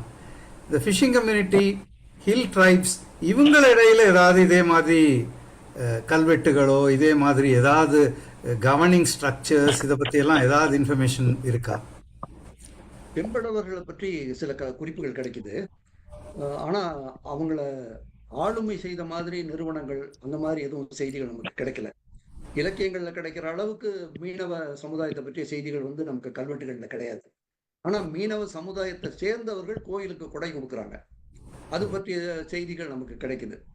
இன்னார் கொடுத்தாங்கிறது நமக்கு கடலோர மாவட்டங்கள் இருக்குல்ல, அந்த மாதிரி மாவட்டங்கள்ல இருக்கக்கூடிய கோயில்கள்ல, இப்போ பூம்புகாருக்கு பக்கத்துல இருக்கக்கூடிய கோயில்கள், இந்த மாதிரி 1-2 கோயில்கள்ல நமக்கு தகவல்கள் கிடைக்குது. ட்ரைப்ஸ் அதே மாதிரி ஒன்றும் இல்லை. பழங்குடிகள் அப்படின்றவங்க பழங்குடிகள்ங்கிற பெயர்ல வரல, ஆனா ரொம்ப பின்தங்கிய ஊர்கள்ல இருந்து வரக்கூடிய மக்களை பற்றி செய்திகள் இருக்கு. அவங்க வந்து ஏதாவது ஒரு வகையில கோயில பணி செய்ய வராங்க, அல்லது விழாக்கள்ல கலந்து கொள்றதுக்கு அவங்களுக்கு புதுசா பணி அமர்த்துறாங்க. அவங்க வந்து அந்த ஊர் சார்ந்தவர்கள் எல்லாமே எங்கேயோ ஒரு தொலைவான இடங்கள்ல இருந்து வரவங்கிற மாதிரி குறிப்பு இருக்கு. சேர நாட்டில் எவ்வளோ இருக்கு இந்த மாதிரி குறிப்புகள்? சேர நாட்டுலன்னா நீங்க இப்பத்திய கேரளா இருக்கு, அங்கேயும் கல்வெட்டுகள் இருக்கு, தமிழ் கல்வெட்டுகள் படியெடுக்கப்பட்டிருக்கு. நமக்கு சோழர் காலம் வரைக்கும் நிறைய, இப்ப வீரராஜேந்திரன் காலம் வரைக்குமே நிறைய கல்வெட்டுகள் கிடைச்சிருக்கு. நந்திக்கரை, திருநந்திக்கரையில வந்து கிடைக்கிற கல்வெட்டுகள் எல்லாம் ராஜராஜன் கால கல்வெட்டுகள் தான். ஏன்னா நீங்க தலிசேரின்னு சொல்லும்போது, தலசேரி நார்த் கேரளால இருக்க Thalassery must be from that same டெர்மினாலஜியா தான் இருந்திருக்கும். ஆமா, தளிச்சேரியில இருந்து தான் அது மாறி இருக்கணும், மருவி இருக்கணும். ஏன்னா Thalicheri was a very popular term. Tamil Nadu பூரா பரவி இருந்த ஒரு சொல். அதை நாங்க வந்து ஒரு நூற்றுக்கணக்கான கல்வெட்டுகள்ல பார்த்திருக்கோம். ஒரு மிகப்பெரிய தொண்டா அதை செஞ்சிருக்காங்க. ஆடற்கலை பள்ளிகள் வந்து தமிழ்நாட்டுல இந்த ரெசிடென்சியல் ஸ்கூல்ஸ்னு இப்ப சொல்றோம் இல்லைங்களா, அது மாதிரி மிகச்சிறப்பான நிலையில இயங்கின கல்லூரிகளை வைக்கிறது. நான் இது கொஞ்சம் கேட்கறதுக்குள்ள ஒரு பேக்ரவுண்ட், ஒரு சின்ன விஷயம் உங்ககிட்ட சொல்றேன். இந்த இன்றைய காலத்திற்கும் இன்றைய பிரச்சனைகளுக்கும் ஒரு தீர்வுக்காக நாங்கெல்லாம் சில விஷயங்களை இந்த ஹிஸ்டாரிக்கல் எவிடன்ஸ் பற்றி பேசுகிறோம். எங்களுக்கு நாலேஜோ குவாலிஃபிகேஷனும் கிடையாது. ஆனால் இந்த சோழர் காலத்தில் தான் வந்து இந்த கோஸ்டல் ஃபிஷர்மேன், எஸ்பெஷலி நம்ம நாகப்பட்டினம் அங்கேருந்து தொடங்கி இந்த சென்னை வரைக்கும் இருக்கக்கூடிய மீனவர்கள், செம்படவர்கள் இப்போ இன்னைய ஒரு கணக்குப்படி தே ஆர் இன்லேண்ட் ஃபிஷர்மேன். அன்னைக்குள்ள டெர்மினாலஜி எப்படி இருந்தது, இது எப்படி பிரிஞ்சுதா அதுக்கப்புறம்லாம் தெரியாது. இவங்க பட்டினவர்கள் என்று சொல்கிறார்கள். அப்போ இந்த கம்யூனிட்டியோடைய ஒரு ஆர்கனைசேஷன், இன்டர்னல் ஆர்கனைசேஷன் ராஜராஜன் சமயத்தில் நடந்திருக்கு அப்படின்றது தான் அங்கே உள்ள ஒரு இது. அப்படி தான் அங்கே உள்ள இப்போ நம்பியார் நகர் என்று சொல்லி நாகப்பட்டினம் டவுன்ல இருந்து பக்கத்தில் இருக்கக்கூடிய ஒரு இதில் இருந்து ஒரு நாயன்மார் வருகிறார், ஃபிஷர்மேன் நாயன்மார். அப்போ அவங்க கம்ப்ளீட்டாக ஒரு சோஷியல் ஆர்கனைசேஷன் எப்படி பண்ணியிருக்காங்கன்றது சோழர் காலத்துக்குள்ள ஒரு அது ஒரு கான்ட்ரிபியூஷன் என்று சொல்றாரு. இன்னைக்கும் நிலையில் இருக்குது அந்த செல்ஃப் கவர்னிங் ஸ்ட்ரக்சர். ஸோ இந்த நீங்க சொல்லக்கூடிய கல்வெட்டுகள்ல இருந்து செல்ஃப் கவர்னிங் ஸ்ட்ரக்சர்ஸுக்கு தமிழ்நாட்டில் எந்த அளவுக்கு நமக்கு எவிடன்ஸ் இருக்கு, அதை பத்தி நாம் இது பண்ணணும்னா இன்றைய ஒரு ஃபியூச்சர் கவர்னன்ஸுக்கு கூட அது ஒரு useful information, evidence or new way of bringing better கவர்னன்ஸ்னு கூட நாங்கெல்லாம் சில பேர் நினைக்கிறோம். ஏன்னா இந்த centralised way of doing it, party based governance systems that we have developed today are highly dysfunctional. எந்த அளவுக்கு participatory systems we have to go back to participation, democratic participation. அதுக்கு அந்த காலத்தில் உள்ள, ஏன்னா அந்த பாஸ்ட்ல இப்படி செஞ்சிருக்கோன்றது இன்னைக்கு ஓரளவுக்கு அது ஒரு இன்ஸ்பிரேஷனாக தான் பல போத் பாசிட்டிவ்லி நெகட்டிவ்லி யூஸ் பண்றவங்க இருக்காங்க. பட் டெஃபினெட்லி அது ஒரு நமக்கு யூஸ்ஃபுல்லா இருக்கும் how to look at it. And இதுல ஒரு அதிசயம் என்னன்னா, நம்ம இந்தோனேஷியால இருந்து நண்பர் வந்திருக்கார். இதே மாதிரி இங்க உள்ள தமிழ்நாட்டில் இருக்க ஆர்கனைசேஷனுக்கு ஆல்மோஸ்ட் சிமிலர் அண்ட் பேரலல் நம்ம இந்த ஆட்சியில பார்க்க முடியுது மீனவர்களை. ஆனா அது 400 வருஷம் தான் அது ஓல்டு. சுல்தான் யாரோ பீரியட்ல அவங்க ஆர்கனைஸ் பண்ணியிருக்காங்கன்னு சொல்றாங்க. ஆனா அங்க வந்து ஃபிஷர்மேனை மட்டும் அதே இதில் ஆர்கனைஸ் பண்ணல. அது farmers, fisherman and those who are living in the hills, இந்த 3-4 தரப்பு ஆட்களுக்கும் ஆர்கனைஸ் பண்ணி அவங்களுக்கு ஒரு சீஃபை கொடுத்து அவங்க வந்து செல்ஃப் கவர்னன்ஸ் நடத்துறாங்க. இந்த மாதிரி இந்த செல்ஃப் கவர்னன்ஸ் இன்ஸ்டிடியூஷன்ஸுக்கு நமக்கு கொஞ்சம் எவிடன்சஸும் அது எப்படி நடந்ததுன்னு என்ற ஒரு இது கிடைத்தால் நமக்கு பல விஷயம், எஸ்பெஷலி நேச்சுரல் ரிசோர்ஸ் மேனேஜ்மெண்ட்டுக்கு இந்த centralised governance is been disaster. இந்த கால்வாய் இதெல்லாம் மேனேஜ்மெண்ட் எல்லாம் கூட இன்னைக்கு கம்ப்ளீட்டா பிடபிள்யூ டேக் ஓவர் பண்ணி இன்னைக்கு கம்ப்ளீட்டா அது போச்சு. So we are trying to revive old traditions and see how much we can bring. So அதுக்கு இதெல்லாம் ரொம்ப யூஸ்ஃபுல்லா இருக்கும்னு நான் ஜஸ்ட் ஒரு கருத்து உங்ககிட்ட சொல்றேன். ஆமா, உண்மைதான். கடலோடிகள்னு அழைக்கப்படுறவங்க பட்டினவர்கள், நீங்க நம்முடைய கடற்படைகள் எல்லாமே அவங்கள சார்ந்து அமைஞ்சது தானே. கடல் பற்றிய அறிவே அவங்க மூலமா தானே கிடைக்குது. அதனால அதெல்லாம் நுட்பமா அந்த மாதிரி செய்திகளை சேகரிக்கக்கூடிய ஒரு ஆய்வு தொடங்கணும். அப்படி தொடங்கும் போது நிறையவே கிடைக்க வாய்ப்பு இருக்கு.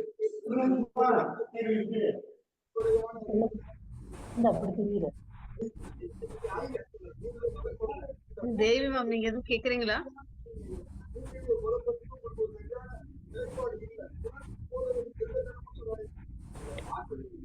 கேட்கலாமா? கேக்குதா? கேளுங்க. வணக்கம். எனக்கு ஒரு சந்தேகம்தான். மதுரையில பனங்காடி அப்படிங்கிற இடத்துல உத்தமச்சோழ விண்ணகர் ஆழ்வார்னு ஒரு கோயில். அந்த கோயில் கல்வெட்டுல ஓலை ஆணை மூலம் கோயில் செலவுகளும் நிலக்கொடை அப்படிங்கிற மாதிரி வருது. அப்படின்னா ஓலையில எழுதி கல்வெட்டுல எழுதியிருப்பாங்க அப்படிங்கறது அர்த்தமா?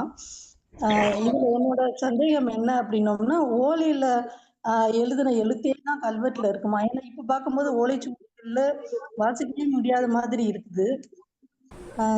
இத பார்த்து அதுல எழுதியிருப்பாங்கன்னா எப்படி? அது ஒரு எனக்கு சந்தேகம். இதுக்கெல்லாம் தகுதி வாய்ந்த எழுத்தர்கள் இருந்திருக்காங்க அந்த காலத்துல. அவங்களெல்லாம் கிராமங்கள்ல மத்தியஸ்தர்னு சொல்லுவாங்க, இல்லைன்னா கணக்கர்னு சொல்லுவாங்க. இவங்க வந்து இந்த ஓலைகள் தான் வரும். ஓலைகளை வந்து இவங்க படித்து பார்த்து அதை கல்வில எழுத்து செதுக்கக்கூடியவர்களை அழைச்சு அவங்களுக்கு இதை படிச்சு காட்டுவாங்க. அவங்க அதை எழுத்துக்களா செதுக்குவாங்க. ஓலையில எழுதுற எழுத்துக்கும் கல்லுல வர எழுத்துக்கும் வேறுபாடு உண்டு. அது தொடரா வரும், இது விட்டு விட்டு இடைவெளி விட்டு வரும். ஆனா அதே செய்தி தான், செய்தி மாறாது.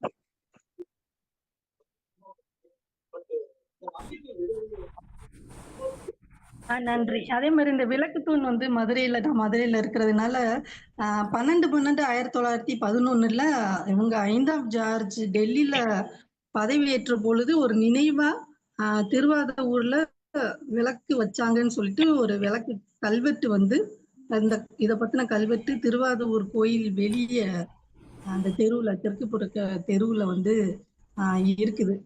இன்னமும் இருக்குது அந்த கல்வெட்டு. அது விளக்கு தூண் கொடுத்துருக்காங்க. அந்த விளக்கு தூண் எதுங்கிறது இப்போ இல்ல அந்த இடத்துல. ஆனா அந்த கல்வெட்டு மட்டும் இருக்குங்கிற ஒரு செய்தி தானே. அது நமக்கு விளக்கு தூண் வந்ததுன்றது ஒரு செய்தி தானே. மகிழ்ச்சி.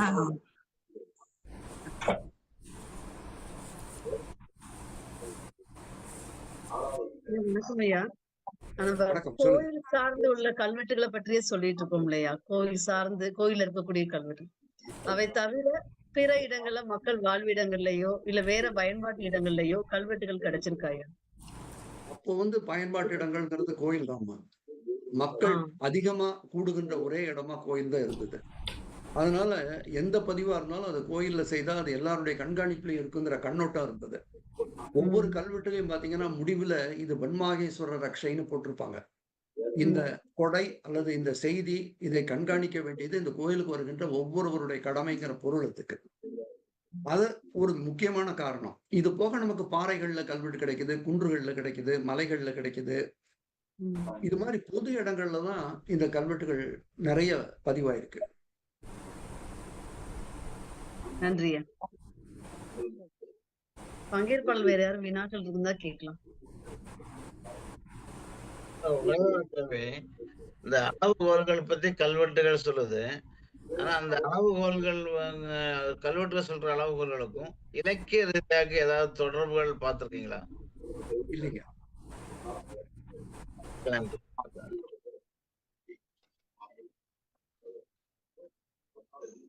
ஐயா வணக்கம். ஐயா இப்போ முன்னாடி ஒரு ஐயா பேசினாங்க, இந்த சென்ட்ரலைஸ்டு கவர்னன்ஸை பத்தி பேசியிருந்தாங்க.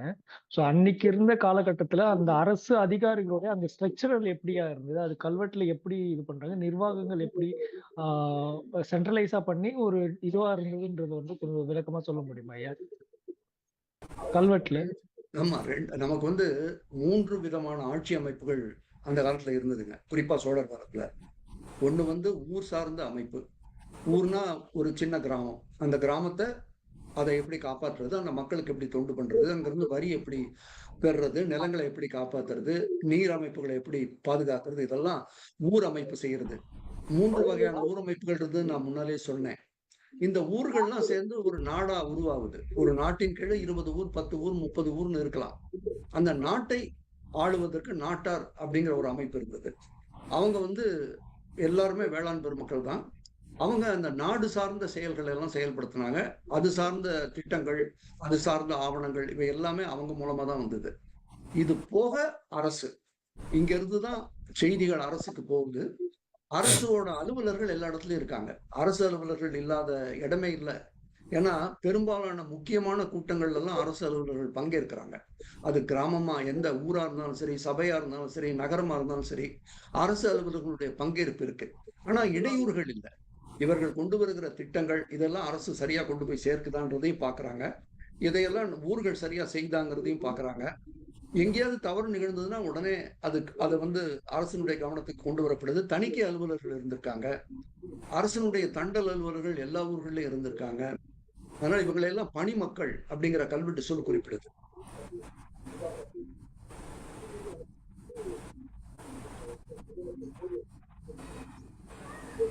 நன்றி ஐயா. நன்றிங்க, வணக்கம்.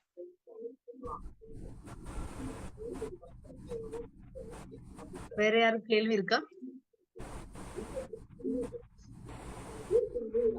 இது வந்து சோழர் காலம், பாண்டியர் காலம் எல்லாருக்கும் ஒரே மாதிரி ஸ்ட்ரக்சரா இல்ல இதுலயே அதுலயே மாறி மாறி இருக்குமா ஐயா அந்த கல்வெட்டு? இல்லைங்க, இது வந்து கடைசி வரைக்கும் ஒரே அமைப்பு தான். ஏன்னா நாயக்கர்கள் காலத்துலயும் இதே மாதிரி செய்திகள் தான் வருது. ஆனா கல்வெட்டு வளம் குறையுது.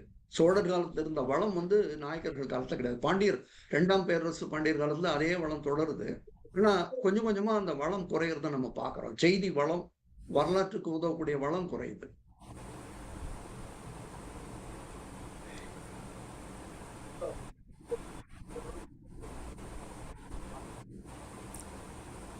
நன்றிங்க ஐயா. நன்றிங்க. வேற யாரும் கருத்துரை வழங்க இருக்கீங்களா? வேற யாருக்கும் கருத்துக்கள் இல்லைன்னு சொன்னா நிகழ்ச்சியை நம்ம நிறைவு செய்து கொள்ளலாம். அதுக்கு சுபாஷினி, நீங்க எதுவும் கேக்குறீங்களா?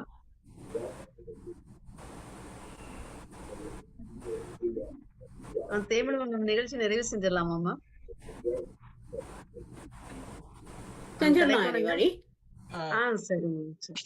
நாங்க முதல்ல வந்து சிவாஜிராஜன் முதல்ல நான் கேட்டது என்னக்கா, இந்த கல்வெட்டு வந்து நிறைய தமிழ்ல தான் இருக்குன்னு நிறைய படிச்சது உண்டு. ஆக அது உண்மையிலே வடநாட்டுல வந்து இந்தியாவுல வட பகுதியில வந்து அது நிறைய அது கல்வெட்டு உண்மையா இருந்ததா இல்ல சம்ஸ்கிருதத்துல இருந்ததா இல்லையா எப்படின்னு.